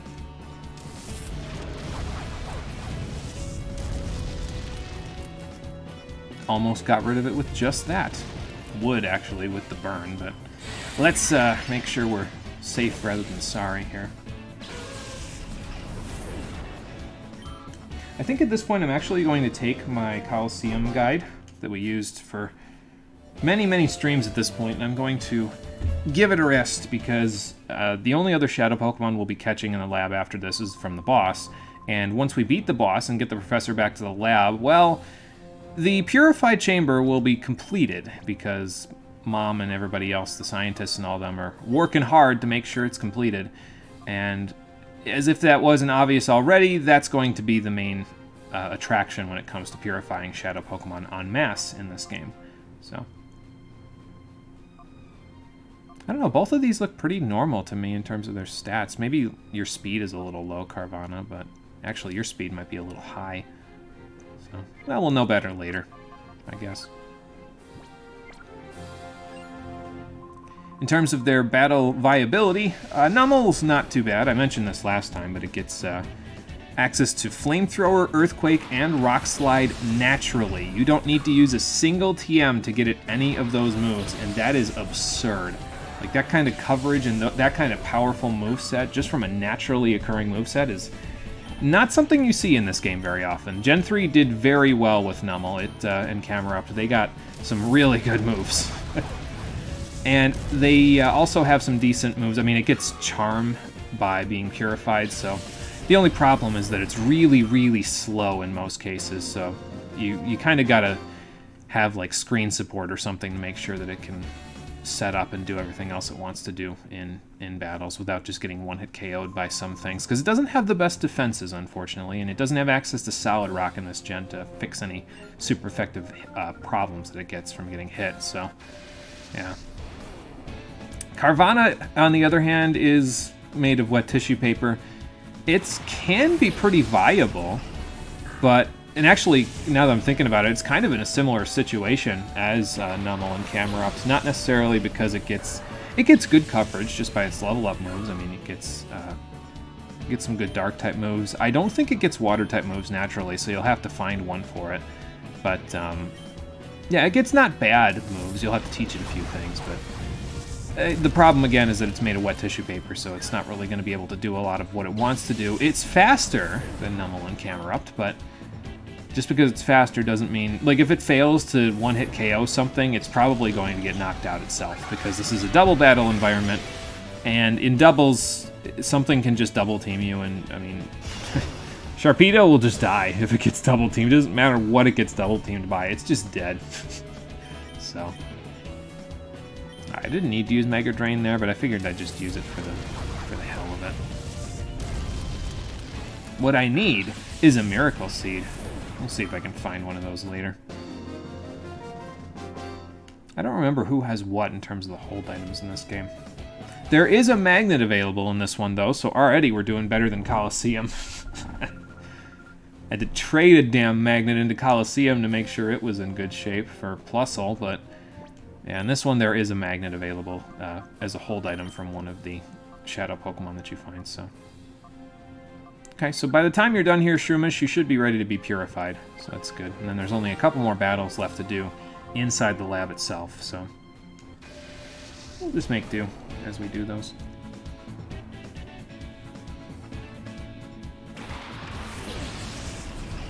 Apologies if this is a bit of a non sequitur, by the way, this... our little jaunt in Mount Battle here. It's kind of a... well, we're just at the point where the plot is getting good in the Shadow Pokemon Lab, and I decided to drop my way out here because I wanted to raise my Shadow Shroomish so that it got a little bit of extra experience, so... yeah, apologies if it's a little bit of a non sequitur, but... yeah, you know how it goes. Try to do this stuff when you need the experience rather than when you don't need it. And in this case, since I want to use Shroomish in the party, I would like to take care of this before it becomes a little obsolete. If that means just blasting through these battles in like 1 or 2 hits for 20 minutes, then okay, I guess I'll do it.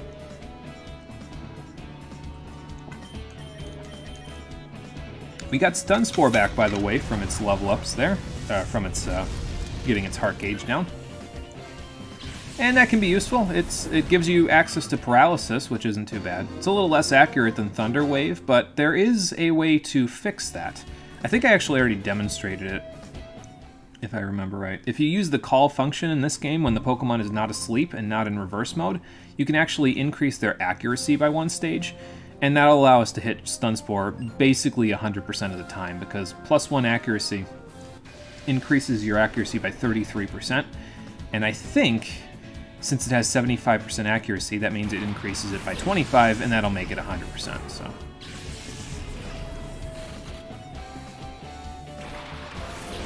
Much as it aged like milk, you sort of understand holding a Pokemon back from evolving at the normal level. And yeah, in Shroomis's case, that would be fairly useful to us, because it would allow it to learn something like Spore. Spore is really, really good. It's an 100% accurate sleep move, and you just don't find those in most of these Pokemon games. The problem, of course, is that you have to keep it until level 54 in this game in order for it to learn that, and that's just atrocious. I am not keeping it for that long. I'll just turn it into a fighting type with a grass type secondary occasionally when I need to hit something that's like a rock ground type super effectively. That's fine. So, that was not super effective, so this one actually might do a little more. In one Diamond run that you did, you grinded up a Torchic and Trico up to 50. Trico learns Giga Drain, and Torchic learns Flamethrower. Yeah, in those cases it is kind of useful, because you don't have to spend the money on getting like TMs for them, and you know, so it's not too bad of an idea.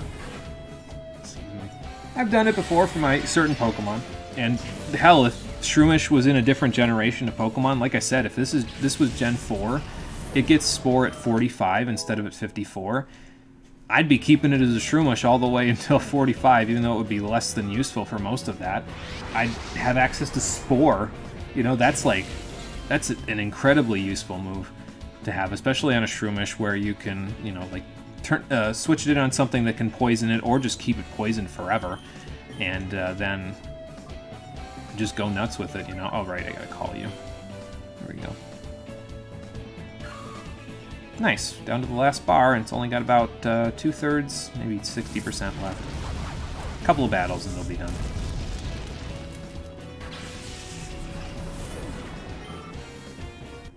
I was thinking about the team that I would use if I ever did a Platinum playthrough, and I think the one main thing that I wasn't really a big fan of is that I would end up reusing like 3 Pokemon in the Platinum team that I have used somewhere else in all of the Pokemon playthroughs I have planned. And I don't know, that just doesn't really do it for me. It doesn't really trip my trigger. I usually try to come up with stuff that's unique, but I don't know, in that particular case I wouldn't have as many unique things that I'd use. It's just because there's certain Pokemon that I prefer to use in Platinum, and those are the ones, you know, some of them I would already be using, so. But I don't know. The future is not certain, so there is still definitely a possibility that we may eventually play Platinum. I'm just not sure yet. Pokedex in Platinum is pretty good, though, with all the additional evolutions and everything added to it. Alright, Skitty and Chikorita, we can handle that. Let's do this and this. Probably get Q-Charmed if that's Skitty. Well, no, it's female, so we won't get the Q-Charm. So goodbye, Chikorita. Critical hit? Yeah, that's dead. Kinda sucks that Pokemon kinda ditched the idea of holding Pokemon back from evolving because no one uses that gimmick. Didn't ditch the idea, but it really isn't appealing anymore. Yeah. It's probably, you're probably right. It's probably because of the fact that people just didn't really do it all that much. The Game Freak was like, maybe we'll just leave this one in the back burner, you know? But Gen 4 sucks. So Gen 4 for me, out of the first 5 generations, Gen 4 is my least favorite. There's nothing particularly wrong with it for me. I just was never as big of a fan of it as I was of the other 4. So, I even like Gen 1 better, believe it or not. And I know that's kind of a blasphemy, but yeah. Gen 4 plus, everything else it's dependent on, like 25% of the deck sucks. Yeah, I don't know. Like I said, I don't really have a particular problem with it, but it just never really floated my boat, that's all. Sinnoh fangirl just sits here with a vacant smile and a stare on her face. Excuse me, why? It's okay. It's nothing that Marie isn't used to. I'm sure Marie has seen the discourse, heavy bolded quotes on Sinnoh. And I know it's not enough to make her say, you know, maybe my opinion isn't right. And that's because that wouldn't be right. You can't just change your opinion just because somebody else doesn't like the thing that you like. Like, that's not cool. Don't do that to yourself. Have a strong feeling about your opinion. Be passionate about it. Otherwise, what's the point of even thinking that it's your opinion, you know? There's Vander. Hello there. Alright, then let's see how you do too, Vander.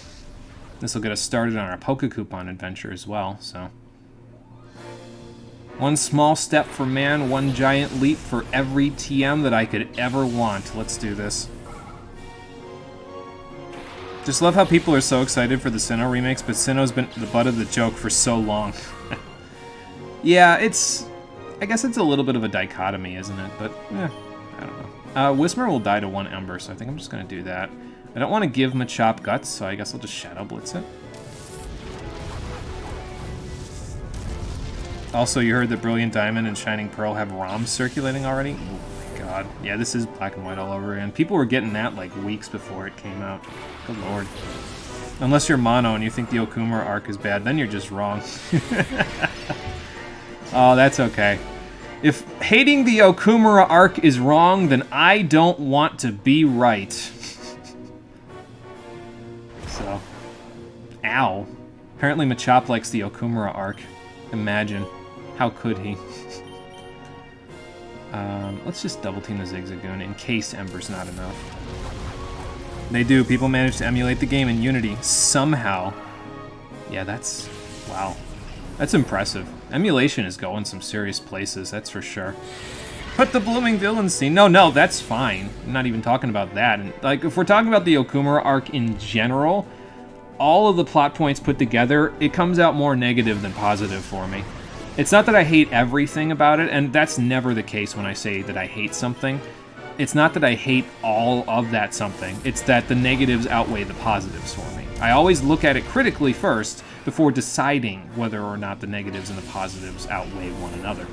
So, yeah, so I guess I should have clarified on that. That's my bad, but that's... whenever I'm looking at something and I say I don't like it, that's why. It's because I've weighed the options, and for me personally, subjectively, the negative outweighs the positive, or the positive outweighs the negative if I like it.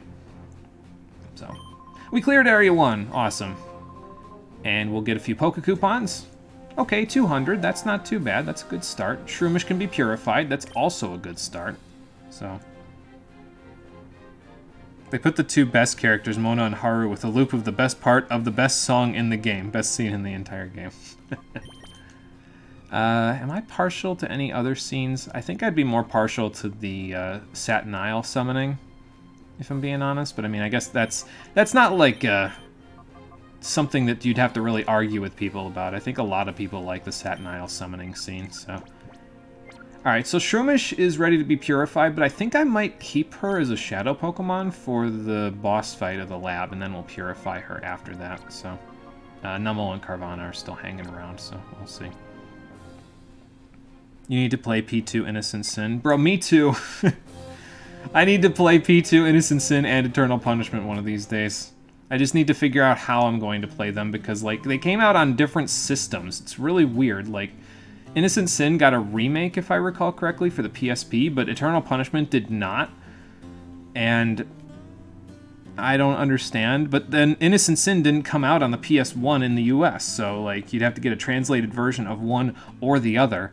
And I think the PSP version of Eternal Punishment is like... it's in the works. It's fan translated, but like it's in the works, but it takes forever for them to do that because they're doing it on their own time, you know? So... Anyway, for clearing out Area 1, we also get the Macho Brace, which doubles the EV totals that we get from all of the Pokemon that we are fighting. I'm going to take that and stick it directly in the PC, because we don't need EVs in this one, unlike in Coliseum. Well, you do, but I'm not going to fish for them like I did in Coliseum. We're not going to be bullying Divil this time. I don't even think he's in this game, so I can't bully him anymore if he's not in the game. So... Hey, Abra, mind taking me back to the entrance? I would appreciate it. Yeah, we'll retire our Mount Battle challenge. If you want to get the secret special bonus reward from Mount Battle, though, you're going to want to come back here at the end of the game, and you're going to have to do all 10 areas in a row without using Abra to retire your challenge, because you have to have one continuous challenge without switching your Pokemon in order to get the super secret special reward at the end, so...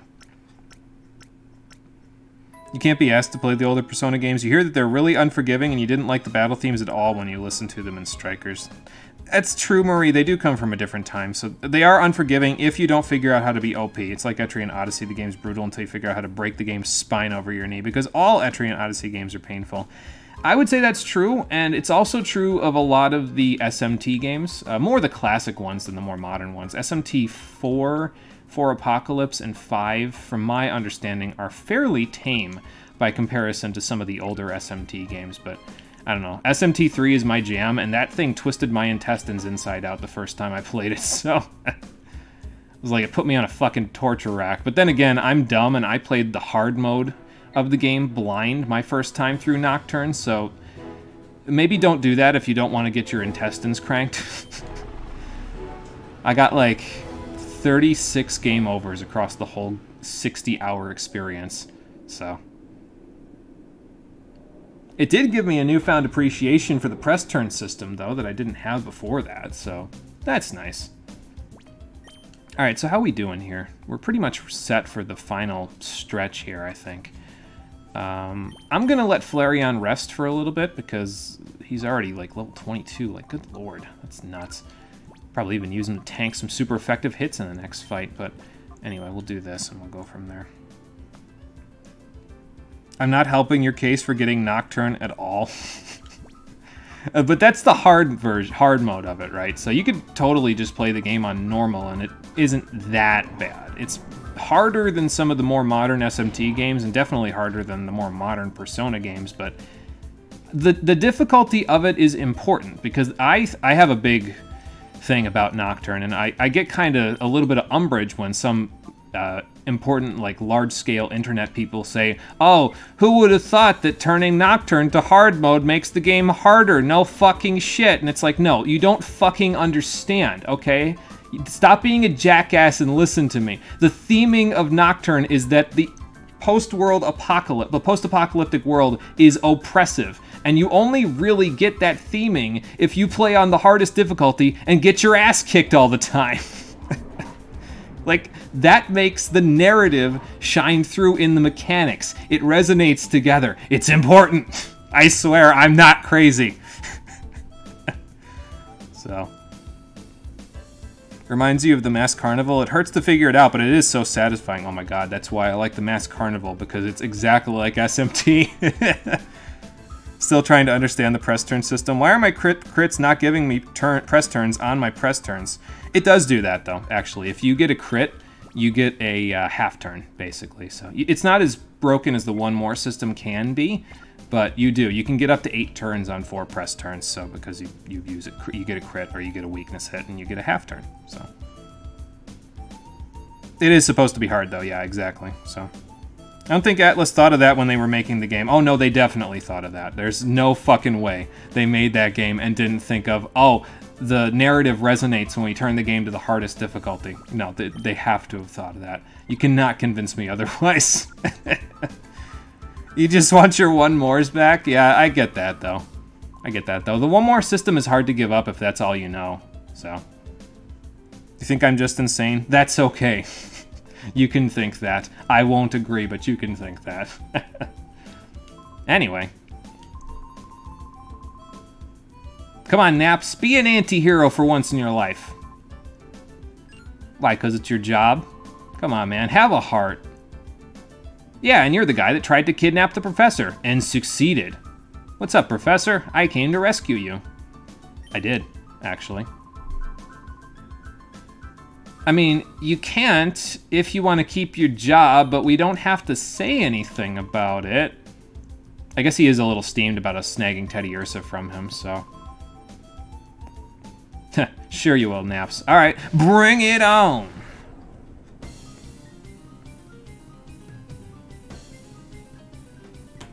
We came back in time for the end of my speech. Was I dropping frames there? Or did Twitch, like, cut out or something? Oh boy. It's the point of half the games you play. They're supposed to be hard, even with a lack of experience.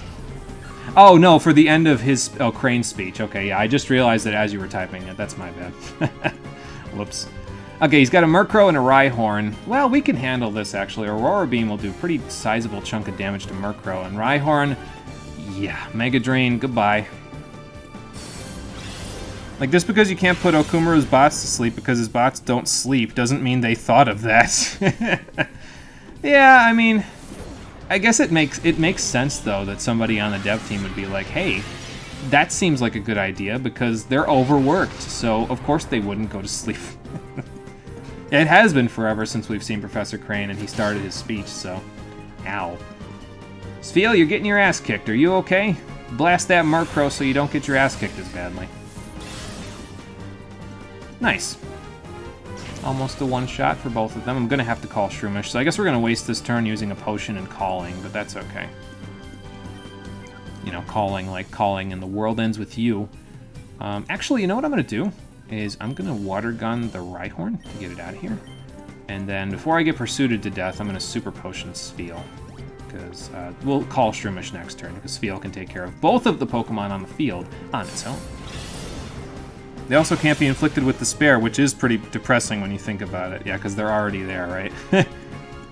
They're already so far in despair that they can't even feel anything anymore. Overworked workers. Oh boy. Alright, Spheel lived. We got rid of the Rhyhorn. That's good. Spheel is bad. It's adorable, but it sucks. It isn't exactly the best Pokemon that we can have at the moment. I'm mostly using it right now because it has access to Charm, which will be fairly useful, as long as I have it switched into the battle at the exact moment that I need it to be switched into the battle. Alright, we got a Slack off as well, so we'll deal with that too. At least I can burn through my Super Potions pretty easily now. Excuse me. Shroomish, you're done with your heart gauge. Snap out of it. There you go. It's actually kind of dark. Yeah, it is. Again, I have to imagine that someone on the dev team would have thought of that, because if that's completely coincidental, it's just too good of a coincidence to be coincidental to me, you know what I mean? So I'm going to anticipate Murkrow using Pursuit on Shroomish, and just heal it next turn instead of doing that, so...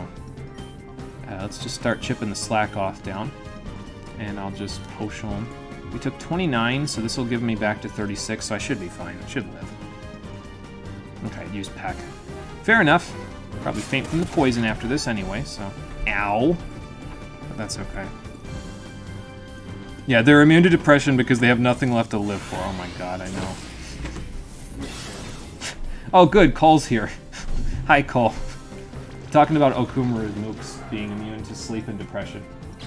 Me too. That's a lie. Yeah, but sleep is so good that you can't be immune to it.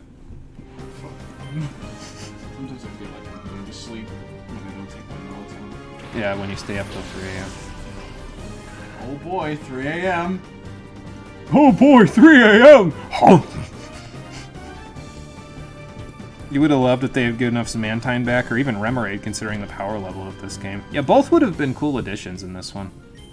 I don't know, I just wish that most of the early water types that you get in this game weren't like Water Ice or Carvana. Nothing against Carvana, but it's, again, it's just made of wet tissue paper. I just can't deal with it. You know what else is made of wet tissue paper? What? Me. Oh my god. My skeleton. Right now. Oh boy. Let's just keep Aurora Beaming the Slack off. Shroomish should be good on experience now, so let's get Flareon back in here. Remind me of fast food breakfast at 6 a.m. It's 7 a.m. We don't fucking sell waffles. Oh boy. Well, that was Squidward's whole point, wasn't it? Was like, who the hell's gonna buy a Krabby Patty at 3 a.m.? And then Patrick wakes up and just has one. So, early SpongeBob was just such a fucking meme. It was great. Show around that time all had a very particular sense of humor.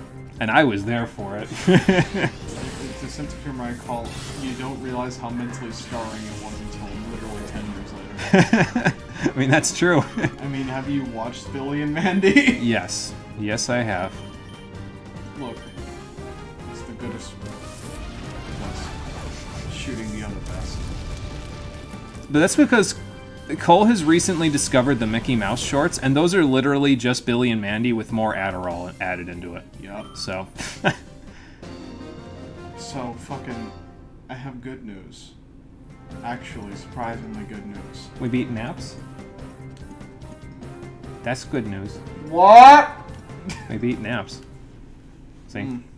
Well, fuck that guy. Anyway. Hang on, PC Yoshi. I'll read your thing. I see it. I'll read it after Cole's done. Go ahead, Cole. I have 4 days off next week. Whoa! How'd that happen? Well, you see, Amy realized very quickly, man, I don't have anybody to help me in the kitchen. Oh god, I have like 1 million pie orders in. Wait, fuck, go back. So I guess she's closing the restaurant down until Friday of next week, starting, because I work tomorrow, day after that until Friday. So I'm effectively off after I get out of on Friday, from Saturday to next Friday. Man. I'm gonna sleep so fucking much out of spite. Oh my god, yeah. I'm gonna ascend. Your entire sleep debt for your whole life is just gonna be gone. Oh, this is only one of their bases? Oh man, I guess they're back. Yeah, we should probably leave, Professor, before things get really off the wall join here. your party. So yeah, Professor Crane is now in our party, and we can head on out. But first, let's grab the Leaf Stone, so we can evolve our C-Dot into a shift tree right now if you really wanted to. I wouldn't, because it doesn't get faint attack until then, but, you know. It's 7 a.m. We don't sell burgers. They're immune to most of the psychological ailments, you think. You've never tried fear. To your knowledge, they can be inflicted with everything else. You know you've inflicted one with shock and freeze as well as dizzy. Yeah, it's just the psychological ones where they're like, nope, I'm too far gone. You wanna know what drives me up the fucking wall about Kumara's Palace? What? Literally just Garamakala. That's it. Oh, because he repels physical? Exactly. Yeah. I mean, you get around that if you... You fucking Garamakala's just sitting there like, oh, I just have like a garbage truck's worth of defense, and I repel physical. What's that? You had physical build somewhere in here? I guess where Yuji and Yusuke aren't doing anything for the rest of this fucking dungeon. I mean, I think when we got to... Oh yeah, Arahabaki has that too. Yeah. Why is Okumura's dungeon just like the centerpiece for the most frustrating bullshit in all the game? I remember when we got to that point on the stream, though, we had, like, something with Kugion at that point, so I had, like, no trouble whatsoever. Because you could just use Kugion on most of the things in his palace, and they were like, the light! It burns! I'm not used to anything other than artificial light! I had a fucking cracked out team at the end of my Royal playthrough. I had, like, every element in the game with boost and char. With, like, boosts. I had Heat Riser on, like, 3 fucking personas. I remember... I'm literally too good at video games. Well, you labbed it all out, though, so that was part of it. Bruh, fucking Odin, my guy. What the fuck? Odin is pretty damn good. Odin hits like a garbage. I think after boost I was hitting for like 5,000 or 6,000 damage. That I believe. I am legitimately a lunatic. I just remember the Horus that we had at the end game. I had like Bless Boost and Bless Amp on it, and I had that one accessory that boosted light damage, and it could like one-shot all of the final boss's body parts, basically. So... It's interesting because Arahabaki and Giramekala repel physical and gun, but Dekarabia and Mothman were weak to physical and gun respectively, so it balances out. Yes, that is true. I still remember being in Okumura's palace, and that brought me great joy when there's nothing but like Mothman and Dekarabia in the fight, because I just have Joker pull out his gun and just shoot. Pew! Yeah. Bang, bang, bang, bang, bang. Also, if you just kept Anubis from Futaba's palace, you could just Hamayan Giramekala. Yes, that works too. I don't know, I wasn't a big fan of... Is the elevator gone up there? No. I feel like it's not where it's supposed to be. Like, that's the bottom of it, and somebody took it up. Shit. Uh-oh. I spoke very soon of what was actually going to happen. Oh, it's that scientist that we met, like, the first time we came in here, who left, like, 4 hours ago. Yes, I did. Yes, I am. And what are you gonna do about it? Yeah, I was usually more of a fan of using like Kugion and Aigion rather than using Hamayan and Mudun. We'll get plenty of Hamayan and Mudun when we play Persona 4. Don't you worry about that. She looks like she could beat a man to death with those pigtails. She'd have to. She has nothing in her arms. You're right. No. He's not going to be busy for you, so... You're going to have to leave, Lavrina. I'm not playing around with you. This so happens to be where you work from now on. No, that is incorrect. Maybe you guys should have gotten a scientist that was as smart as Professor Crane, but had slightly less scruples and morals, so that you wouldn't have to rely on him being the crux of your strategy. You ever think of that? Yes, of course it's Naps' fault. Blame him. I still don't understand why he doesn't betray them near the end game. Like, come on, Naps.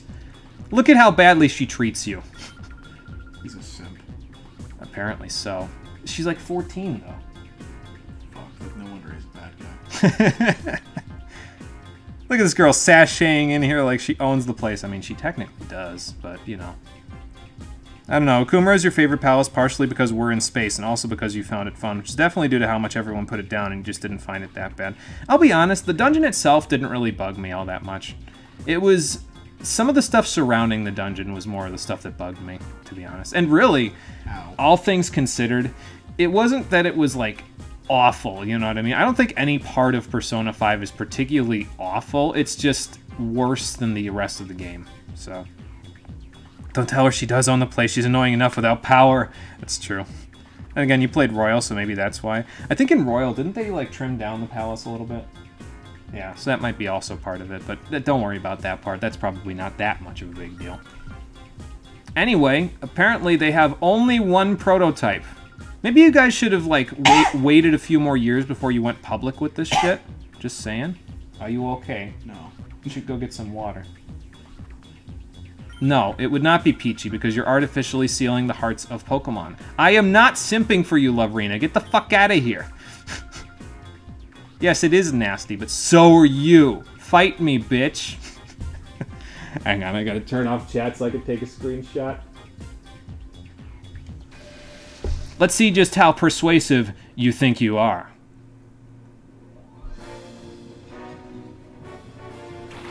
Oh, hang on, I gotta turn the music up too.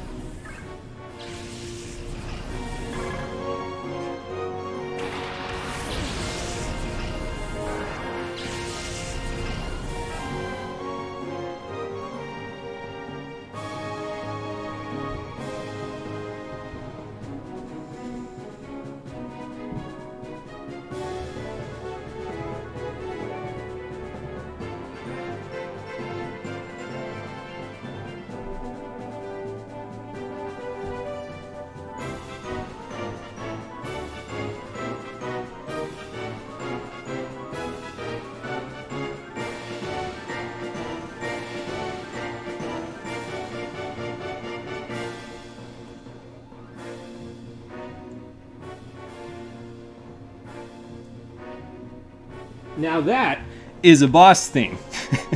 Tsukasa Tawada probably took notes that the boss theme from Colosseum was just kind of there, and it didn't really do a whole lot for a lot of people, and he said, let's make that better in the sequel. And then he did.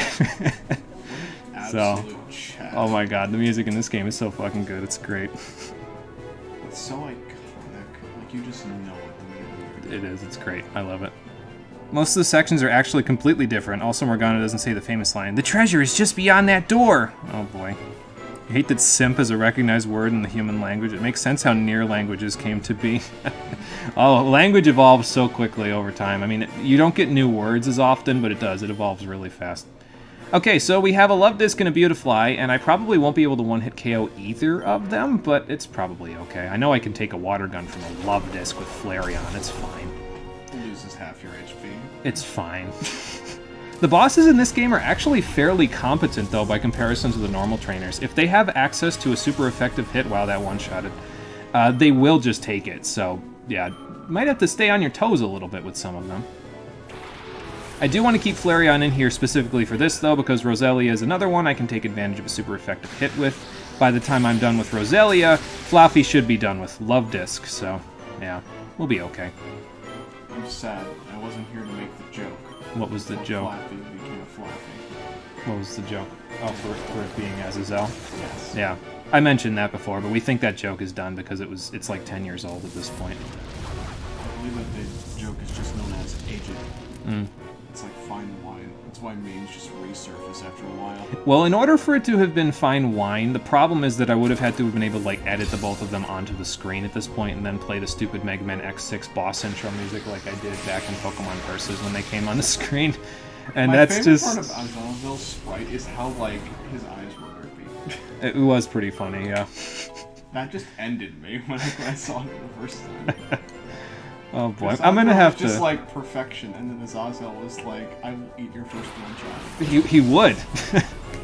So, I'm gonna have to go back and watch that video now. Speaking of Blast from the Past, here's a Shadow Delcatty. My past is coming back to haunt me. Also, I got Leech Seeded, so that's fun. I shouldn't stay down Okay, here we too can long take care because of now that. I'm gonna might start going on a rant about how angry Pokemon makes me sometimes. Oh boy. It's Alright, involving so... You first. No, go ahead, because I'm just thinking about what I'm gonna do in the fight here. You're the streamer, you get talking prior. No, it's fine. Love how indignant Roselia is after taking it. As she's like, oh, what the hell? I'm so dapper and you do this to me? Come on now. I'm gonna send in Shroomish because I can get Stun Spore going that way. I want to see if it's gonna Shadow Rush me first. But I definitely want to get rid of Roselia, of course, before I send in Spheal to do a Charm. So, yeah, that's fine. But I want to Charm it, so that way it stops using Shadow Rush and uses Shadow Wave instead, because it actually has access to both. And Shadow Rush is, in this game, it doesn't cause recoil damage. It's just a little bit stronger than Shadow Blitz. But it hurts pretty good if you don't have just Shadow Pokemon hanging around in your party, so... We have a level 23 Flareon, 66 attack.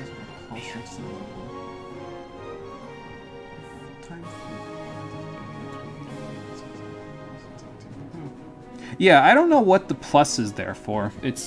I guess it's like, oh, well, it could be higher if you gave it experience, but yeah, you're right. If you use a Time Flute on it, that's not the case. Or if you don't give it any battle experience, so... I don't know what the plus is there for. Maybe it's another indicator to say, hey, here's a Shadow Pokemon, but I don't know. We're getting Quick Attack.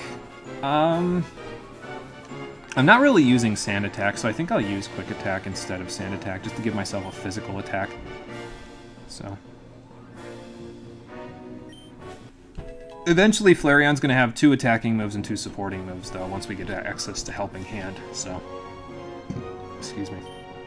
Yeah, that's what I'm saying, though. Like, why do we even need the plus if the purple border's there, you know? I mean, I guess it's an accessibility thing, too, if we want to think about it. And this is probably not an intentional accessibility thing, but think about people who are colorblind to the color purple. They wouldn't be able to see that, right? So that might clue them in, because the chrome is still chrome on the inside of the plating there. Like, you can still see the chrome. You can see that the purple tint around Shroomis's thing is just on top of the chrome.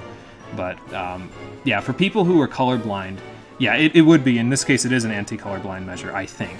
So, and that's cool. If it is an anti-colorblind measure that they intentionally thought of in 2005, accessibility wasn't really a thing that a lot of developers thought about in video games back then. So if it is, in fact, intentional for that purpose, that's cool. That's a cool little detail, so. Alright, we're going to call Shroomish so I can get Stun Spore off a little bit more effectively. There you go. And then we'll get another Shadow Pokemon, and we'll go from there. They barely think about it now. I mean, yeah, that's true. I think they're doing it more now than they used to, though, especially in the indie game scene. I always thought that, like, the plus next to their name was because they might look like, or they might be like, oh, it's level 18, or is it? They'll do it like as a scare tactic, because the thing might be higher level than that. I'm gonna use Dig with Mellow. That way it can kind of get out of here before it gets blasted by stuff. This will paralyze. We'll see how much Dig does next turn. It'll probably do, well, we're lower level than it, so it'll probably, and it's a fully evolved Pokemon to be fair, so we'll probably be okay with using Mega Drain as well. On the subject of evolutions, I can no longer hold back the rant. Uh-oh. I have a question. What? Why the fuck do they insist on making over 100 new Pokemon every fucking generation when they've got a bunch of ones that are just literally forgotten in the annals of time? I just want my Dunsparce evolution! Like, okay, you want to make a bunch of new Pokemon. Okay. Why don't you just make evolutions? Stupid. But no, they have to make a fucking keychain that hits you with Psychic Blasts. Or a fucking ice cream cone. Oh my god. Snom's allowed to live. Snom is allowed to live. If you didn't let Snom live, I'd be disappointed in you.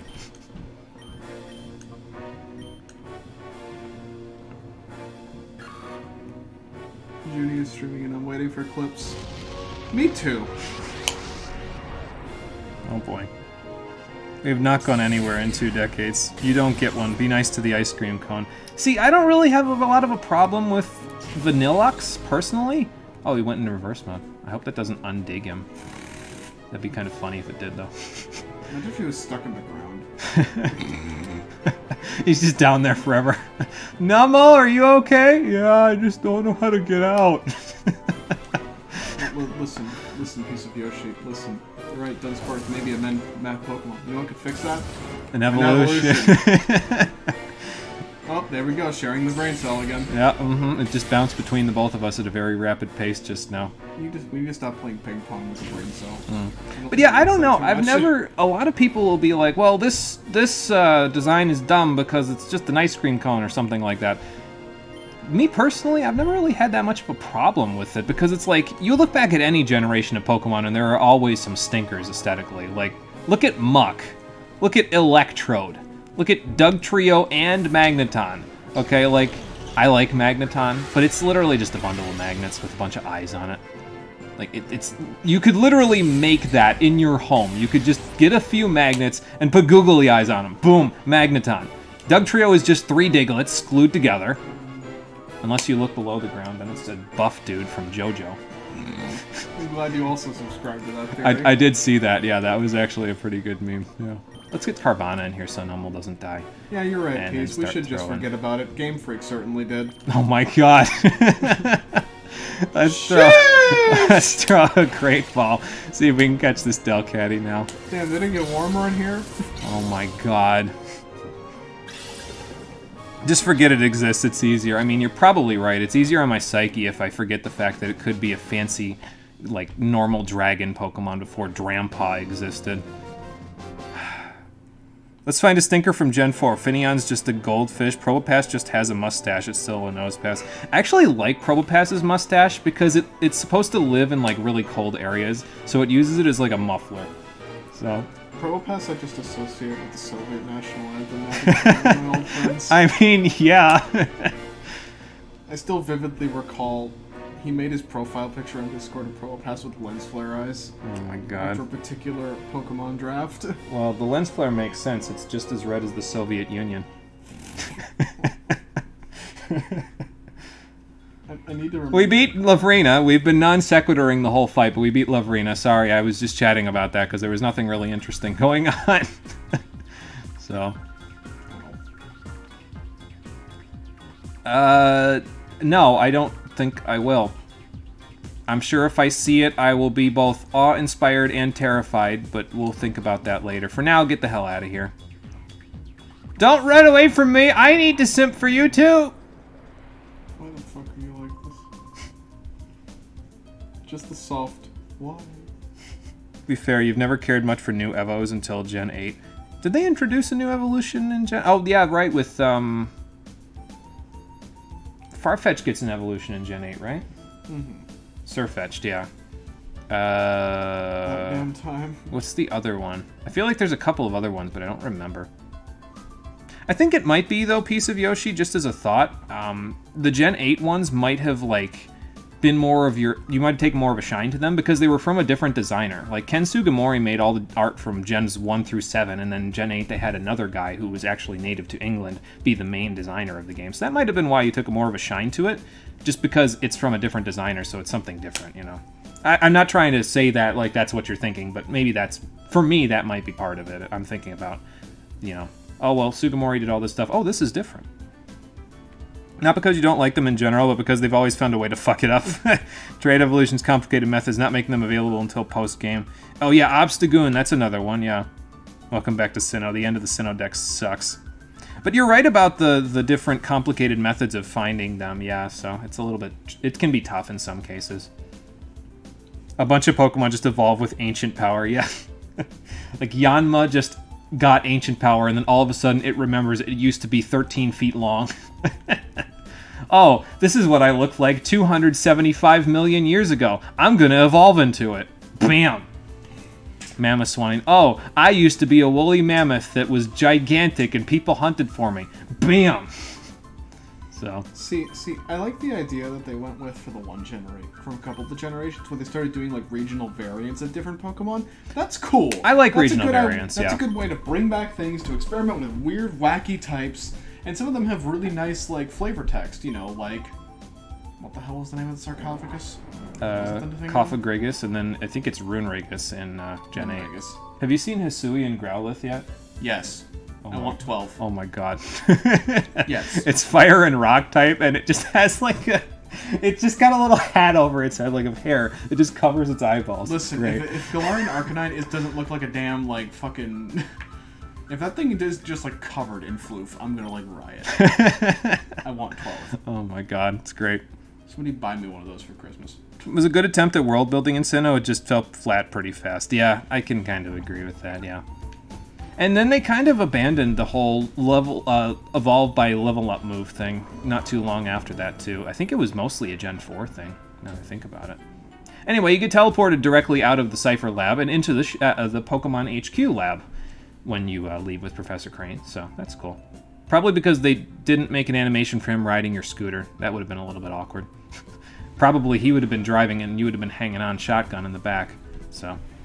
You're welcome, Professor. Just glad to see that you're okay. What did you learn?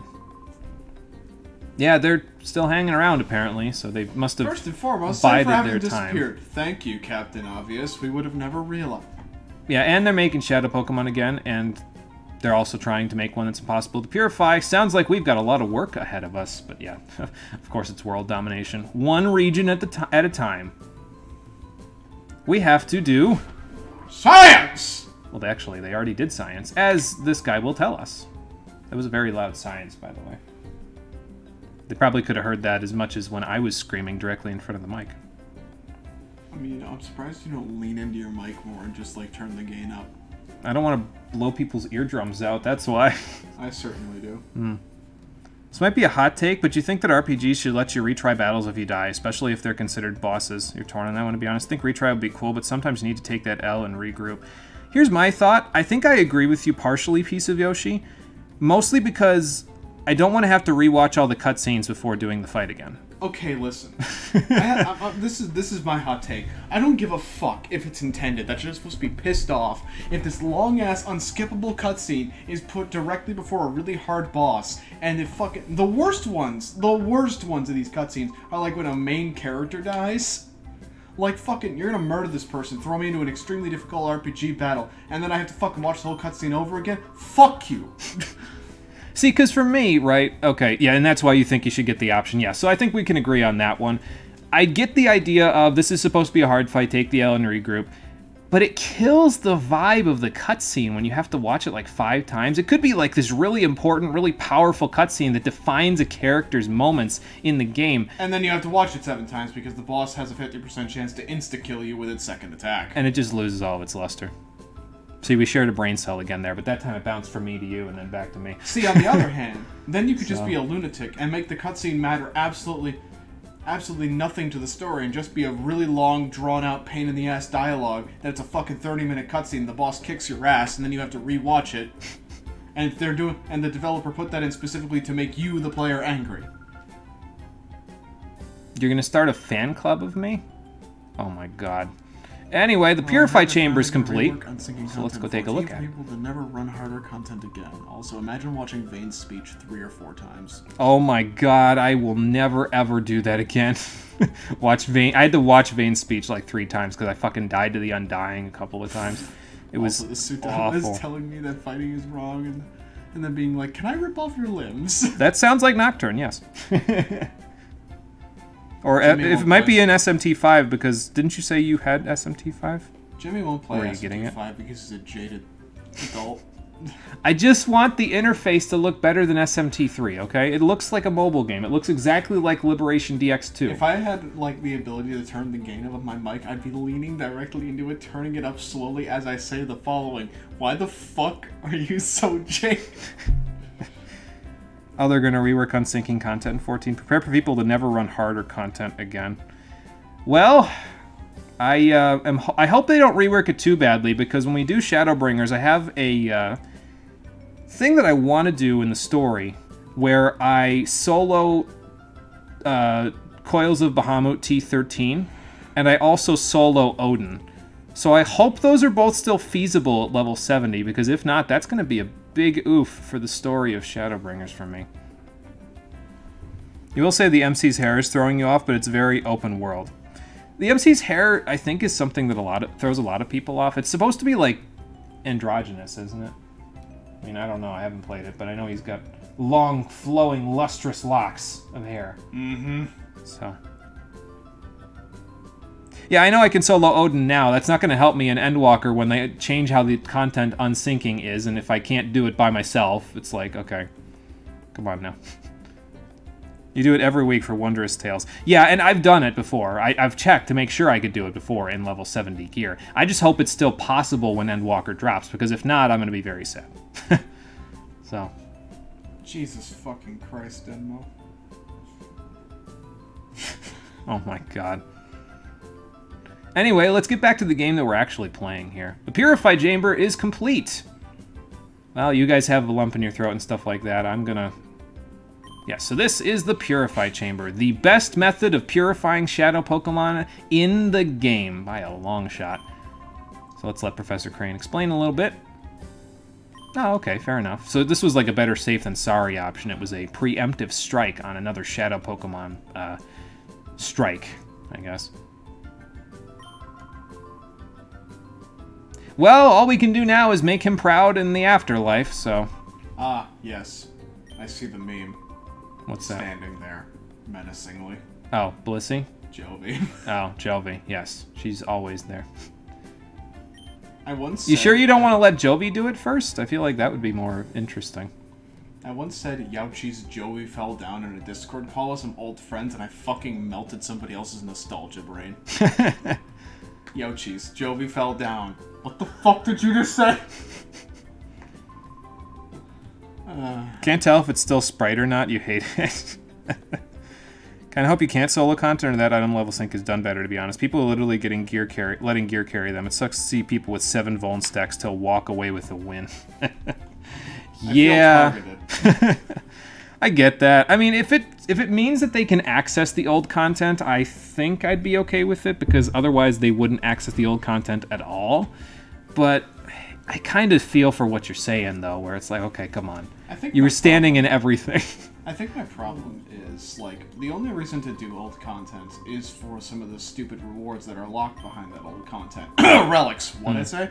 Nothing. Help me. I'll explain the Purify Chamber in a minute. Go ahead, Other Cole. things. It's like, if they make it impossible to solo old content when you're level 90 sitting in, like, the highest level gear possible, then that's just going to be ridiculous, because then there's no reason to go back and do Alexander's, there's no reason to go back and do Omega Raids. The only reason you get him is because some motherfucker was bored and queued up for trials, and the magic roulettes just threw you in there. I just want primal crafting mats. Mode. Hey, Nitro, welcome back. Yeah, stream's still going. We're getting an explanation on the best purifying method for shadow Pokemon in the game, the Purify Chamber. Oh fuck, it's 6:46, I gotta go make dinner. Oh boy. Okay, enjoy your purification. Okay, bye, Cole. I'm gonna go perish now in my bed. And by perish, I mean sleep for 3 days. You should take a nap, because you're gonna have to get used to it for when you have, what, 6 days off? I still feel like that's a fever dream. I know, it might just be, so we'll see soon enough. Who likes music? That's why this feature is awesome. I mean, yeah, that's a good point too, yeah. Okay, so the Purify Chamber is, like I've been saying, the best method of purifying shadow Pokemon in the game. This guy's kind of explaining stuff, but it's a whole bunch of text, so I'll just let him fly through all of it, and then I'll explain it all to you in layman's terms. Because he's just explaining with text, and it doesn't make a whole lot of sense unless you're looking directly at it, so, yeah. Let's see what Mom and Jovi have to say, and then we'll go check it out. Okay, blah, blah, blah. Just stop talking so I can explain it, because you guys are just explaining it badly. Let me explain it. Yeah, I'll check the hologram. Let me see what Jovi and Mom have to say first. Alright, Jovi, let's see if we can get it to work. Sounds like a good plan. Let's do it. So, step on the platform and you will enter the Purified Chamber. It's really dark in here. Kind of reminds me of the final boss of Earthbound now that I'm looking at the background there. Thankfully, there's no aborted fetus in this one. So anyway, you have 7, 8, 9. I said 7, I don't know why, so I just counted up to 9. You have 9 sets inside the Purified Chamber, but there's nothing in them right now. In order to make the Purified Chamber work, you need to set other Pokemon into the chamber. So how do we do that? Well, we go to our PC. We grab a Pokemon out of it, let's say Teddiursa in this particular case, and then you back out. And you can stick them inside of the Purified Chamber. So if I stick Teddiursa right here, and then I stop editing sets, it'll pop me out here, and now there's rhythm going. Teddiursa, from being in the chamber, has set a tempo, and that allows it to make it so that the Pokemon that you set in the middle, a Shadow Pokemon that you set in the middle of the chamber, can be purified a little bit easier. So let's keep editing this, and we'll add some more Pokemon to it, shall we? Although for this one, I think I'll just stick Teddiursa here for now, because I want to have one that's just like a normal type set, I think. So let me think about this, because there's a way that I can do this where I'll get maximum tempo right now. I just need to think about how. You, then you. Does poison against grass. No, that's not going to work. Well, let's start setting some stuff in there, and then we'll figure something else out here. So let's go to set 2. Set Leddyba right here. Then we need something that Leddyba is good against. So we could go with... Leddyba's good against Poochyena for the bug typing, Seedot for the bug typing, and flying typing, Spinarak for the bug typing, Houndour for the bug typing, surprisingly enough. Yeah, I don't know. I might not have things that I can do this with right now.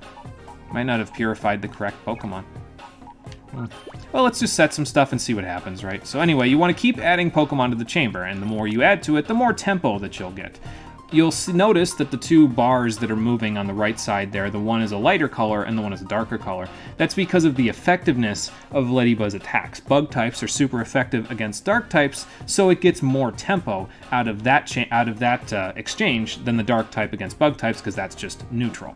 So, yeah, 4 ground and rock types, exactly. Those work very well for this, yeah. So, does the Purifying Chamber also work with meth? You can't get yours to 99% pure. Maybe... but maybe not until the end of the game. They do say by the end of the game this thing should be able to purify stuff that couldn't be purified before, so perhaps there's a chance. Oh wait, no, I can do a full tempo set here. I just gotta grab Baltoy and stick it right here. So yeah, now we have 2 super effective attacks and 1 neutrally effective attack, but if we go grab Houndour, whose fire typing is weak against Baltoy's ground typing, but is super effective against Leddyba's bug typing, we get maximum tempo. There you go. So all 4 of these moving forward have a super effective hit on one another. And that allows me to take a Shadow Pokemon that I've caught, let's say Delcatty in this case, and we can stick it in the middle, and it will purify the fastest it can possibly purify. That's that flow stat that you see on the side there. The flow will be lower if you have less Pokemon in the chamber, but if you have a bunch of Pokemon in the chamber, all 4 of them, and they all have a super effective hit on each other, it purifies them really, really fast. So we'll stick Delcatty there, because I actually want to have Delcatty available for my normal type chamber. You'll notice that the line that is going from and then to Teddiursa is a super effective line. It's that light blue line. That means that Teddiursa, because it doesn't have any super effective hits on any other Pokemon, is considered by the chamber to be super effective, quote unquote, against itself. So if you have a chamber with 4 normal types in it, it'll get maximum tempo. But the gist of it basically is put Pokemon in a line that have super effective hits on each other. You'll get maximized tempo. You'll also get 4 flow. Stick a Pokemon in the center, and if you can, rotate that center so that it's against a Pokemon that is also super effective against. Now, Delcatty doesn't have a super effective hit against anything in the chamber, so rotating it against anything is fine. But if you can have the Pokemon, like let's say I got Numel out of my party, and I wanted to purify it. If I stick this in the chamber instead of Delcatty, it has a super effective hit against Ledybuzz, so that has a chance of increasing the tempo. But in this case, yeah, as you can see how the line is super effective there? Or not increasing the tempo, increasing the flow, excuse me. Certain Pokemon will increase the flow when you have it pointed towards them. I don't really know exactly how flow works, though. I'm not sure if the internet knows how flow works, to be honest, though, because I haven't really gotten a definitive guide that says this is how you get maximum flow every time. But basically, yeah, just try to get your tempo maxed out on whatever sets you use, and then stick a Pokemon in it and point it towards something it's super effective towards, and it'll purify very quickly. So that's the idea there. Yeah, patience is key, Nitro. That's the idea. One of these days we'll get fully purified meth. So, let's see here. Yeah, they had holograms. You wish we had good AR tech. Hate this area. There's sirens blaring every damn night. Oh, okay, in real life. Okay, gotcha. That's no fun. Yeah, dark. C.Houndour's feel will work too, yeah.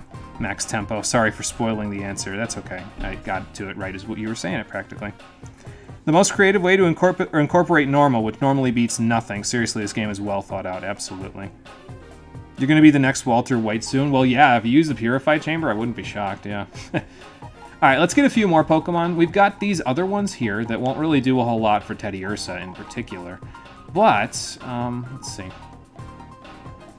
I guess I could just stick them in the chamber and just like try to get the best tempo I can for now. So let's just hand you out right there. We want one of these two. Both of them are super effective against C-Dot, so I could stick this either here or here. As you can see, putting a poison type over here actually reduces the tempo, so you don't want to do that ideally. So, but we have that super effective hit here, so that'll increase the tempo a little bit. And then if we take this out, let's see.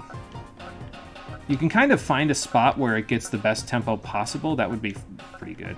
This is the spot that gives it the best tempo, so there you go.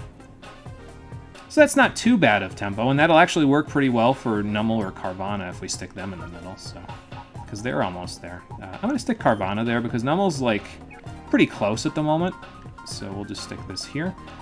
And I don't think I can rotate this towards anything that'll increase the flow, so I guess we'll just leave it here, stick you there.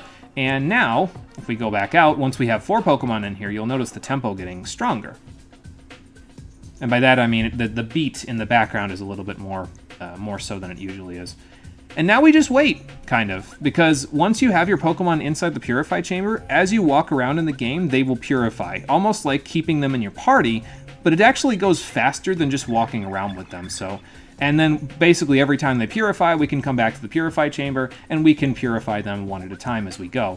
Instead of going all the way to the Relic Stone every time, you can do it directly here. So, yeah, that's the gist of it. Just try to get tempo to maximum on as many sets as you can, because it'll purify them the fastest, and then just stick your Shadow Pokemon inside and let the Purify Chamber do the rest. It's a very convenient system, and it's easily my favorite addition in Pokemon XD. There's a lot of good things in this game, but this is by far the most convenient way to purify Shadow Pokemon. So, So there you go. That's the idea behind the Purify Chamber. It's actually pretty cool. It's interesting. The holograms are pretty cool, and everything else, and it all works pretty good too, so... But yeah, with the 9 sets that you have here, if you have, let's say you have 6 Shadow Pokemon in your party, and you have 9 of these sets with Shadow Pokemon in them, it's possible to purify up to 15 Shadow Pokemon at the same time in this game. And if you do that, you're 1/6 of the way done purifying all the Shadow Pokemon in this game, because there's only like 82. So... It's a very convenient system, and it makes it a lot easier to purify this stuff. Now, you have to get more Pokemon in order to fill up all of the slots there, but as we catch Shadow Pokemon, we'll stick them in the machine, they'll purify, and then we can make more sets. And it just sort of feeds into itself across the whole game. So it's very easy, very convenient to use, very user-friendly. And it will be the easiest way to purify these Shadow Pokemon for a long time coming, so... Excuse me. So yeah, it's the idea behind the Purify Chamber. We can also access it from any PC, so that's nice, and it'll allow us to move Pokemon that are ready to be purified out of slots, so we can move other ones into slots. So, but yeah, the one unfortunate part about this is that in order to get all the Pokemon to max out our tempo on all the slots, all the sets, we're going to have to snag a bunch of Shadow Pokemon. It's not a bad thing, it just means I have a lot of work ahead of me. So... Actually, we don't need to let her know. We could just walk right onto the thing, so... Yeah, well, they didn't really have a good time of it, so thankfully. Alright, so anyway. Oh, actually, I think I can demonstrate this since Shroomish is ready to be purified now. I can demonstrate how purification works on this thing, so... I'll be fine. I got Delcatty in one Great Ball. It took you 12 as a kid. Yeah, Delcatty can be a little bit tough to catch, but we did catch it pretty easily, so... Alright, before we go, let's go back into the Purify Chamber, and I can show you how it works when you purify something inside of the chamber. So let's switch over to set 2. And that'll let us see these guys, and then we can edit this set.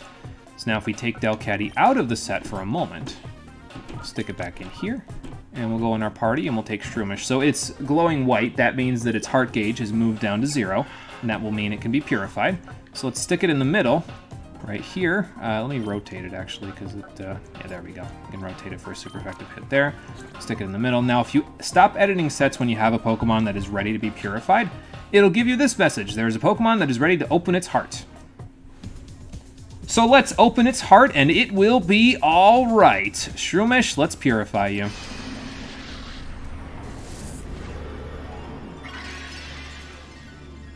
Wow, guess that research on the Relic Stone went pretty well, didn't it? So yeah, so you can just purify Pokemon directly from the Purify Chamber from now on. You can still go to the Relic Stone if you want, but this is probably more convenient than doing it that way, so... So for purifying Shroomish, we get access to one of the best moves in the game, False Swipe.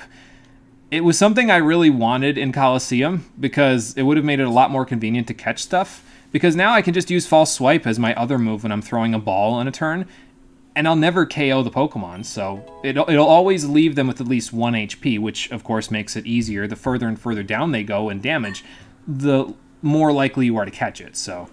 Yeah, and we get Refresh, which is nothing special, but hey, it's not bad. Really, the main stuff is Shroomish's other moves, so... Would have been cool to see a hologram of the Relic Stone here. Yeah, it would have been pretty cool. That way, it would have been an interesting little addition to it, I think. Do it. Go see the good Onion Fae. Yeah, I probably should, so we can go see Celebi. Although there aren't any time flutes in this game, if I remember right, so you can't actually see Celebi in this one, but I'm sure it'd be nice to just go see it occasionally, just for the hell of it, right? So we got Shroomish to level 18 from purifying it. That was quite a lot of experience, actually, so... Alright. So let's put, and then we can go from there. There are like 2 Pokemon that have gotten refreshed back already. That's a bad omen. Oh, it's not that bad. It'll be useful, I guess. But yeah, among the moves that Shroomish gets back, I mean, Refresh is probably the worst of them, but it's not bad. It's just not as good as it could have been. It could have been like Spore. I would have loved if it was Spore, so I never had to worry about that again, but that would have been a little overpowered, getting that, like, right early on in the game, you know, so... Alright, so we're done in the Purify Chamber for now, so hopefully that was an adequate explanation. If there's anything that's unclear, let me know, and I'll try to explain it a little bit more, but, well, we got Shroomish to 18, so let's just keep it around in the party so we can get it ready to evolve. I forget if it evolves at 22 or 23. My brain is saying 23, but I'm not 100% sure. But we'll get there. For now, let's just stick these here. And I think we're good. We'll keep Nummo in the party, like I said, because it's about halfway there. We'll get it there just from doing some stuff in battles, I guess. Or Carvana will get done before it's even done purifying, and then we can just toss it in there instead, so we'll see. Yeah, Spore at level 18? Bro, you crazy. Yeah, I know. I can dream. Alright, Professor, I'm all set. Then I guess I should go get busy, shouldn't I? Oh yeah, we did get that data ROM from the lab. Yeah, we picked that up shortly after Lavrina and Tekket left, so... Oh, okay, Dayton's doing it. He's the guy that's upstairs in the room next to Professor Crane's office, right? Yeah. Okay, yeah, I'll go check in on him. Or Jovi will go check in on him. Oh, Mom, you should know better. This, once she gets something in her head, she just does it, so... It's a good question. Let's go check it out. Yeah, will do. Alright, off I go. Let's go see what Dayton's up to. The chamber being available from the PC is literally the best quality of life update for the quality of life update. Yes, because then if your Pokemon gets purified in the chamber, which you can see, by the way, because your PDA keeps track of it, I'll even show you. The Shadow Monitor, if we go over here, will show us where they are in the sets, and then if their bar, where their bar is exactly. So, like, if I'm walking around, you can actually check this bar occasionally, and you'll see how much it's purifying them over time. And then it'll ring, it'll give you a notification, like the ones that we've been getting before about Pokemon being purified, and it'll say, it's done in this set, so you should go take it out of the set. And then if you go take it out of the set, you can just stick it in the PC, stick something else in that needs to be purified, and then purify that, and then you're good to go. So, yeah, it's a very solid quality of life feature all the way through. It was definitely very well thought out, and I applaud Genius Sonority for making this update, because, again, it just makes it so much easier to purify Shadow Pokemon across the game, so... Uh-oh. Where'd Dayton go, Jovi? Yeah. It's a good question. I'm gonna go look downstairs, I think, or over here. How's your back, Aiden? Oh, okay, huh. Keck. Alright. I'm sorry, I'm 12 years old inside my brain, and I never... Keck. Before Keck was even a thing that was recognized on the internet. So... I should probably chat with this lady. She was a little concerned about everything, so... Oh, okay. Maybe. It's got to be around here somewhere. Oh, really? Huh. Wonder what he found on that ROM that would make him so forlorn. Oh, here he is. No, not Professor. Hi. Oh, so it's encrypted, huh? Uh-oh. Busted. I love how he just walks in like, oh, you fucked up. Oh, really? Okay. What's your thought, Professor? ONBS, huh? That wasn't in the original game. What's an ONBS? It's the Or Network Broadcast System, just in case anyone's wondering what the anagram is for, but yeah, there you go. Oh, really? Huh, maybe we'll see some people that we knew from the original game when we go there. Yeah, Ned is a name that's familiar to me. He was the guy that cracked the data ROM way back in Coliseum for us and told us the whole Shadow Pokemon list, so... And also Sek, he was one of the kids in the back room of Duking's office in Pyrite Town, if I remember right. But we have to go back to Pyrite Town, speaking of which. And now we have access to it on our map. It's right past Agate Village, but it's kind of out there in the desert a little bit, but, you know, we'll figure it out. Please, I'm a child masquerading as an adult. I never quite lost that childlike spark in your eyes. The Kids Grid did kind of blow up, yeah. They must have gotten... They got jobs, apparently, in the 5 years since. Holy hell. They're like teenagers at this point. They're really being industrious, that's for sure. Well, it's fine, Dayton. There's a lot of stuff to do around Pyrite Town, and we'll have a whole bunch of things that we'll be able to do when we go visit ONBS to try to crack the data ROM on the next episode of Pokemon XD Gale of Darkness, the Stream Edition, which will be happening on Thursday at 4:30 p.m. Eastern Standard Time. And hopefully we'll be able to get Shroomish a few more levels, because I want my Breloom already. Fluffy and Spheal are kind of just there for a little bit of support for a little while, though. So they won't get as much use, but we'll do the best we can. For now, thank you for watching, everybody. I appreciate you coming out to Twitch and YouTube to check out the stream. And as I said, I'll see you all on Thursday at 4:30 p.m. Eastern Standard Time when we head to Pyrite Town. Until then, everybody, take care and have a good one. It's like I said before, I got nothing to do in this game in between today and Thursday. It's just so weird to have my time freed up after playing Coliseum and having to spend hours off screen doing shit. God, the Purify Chamber is so useful.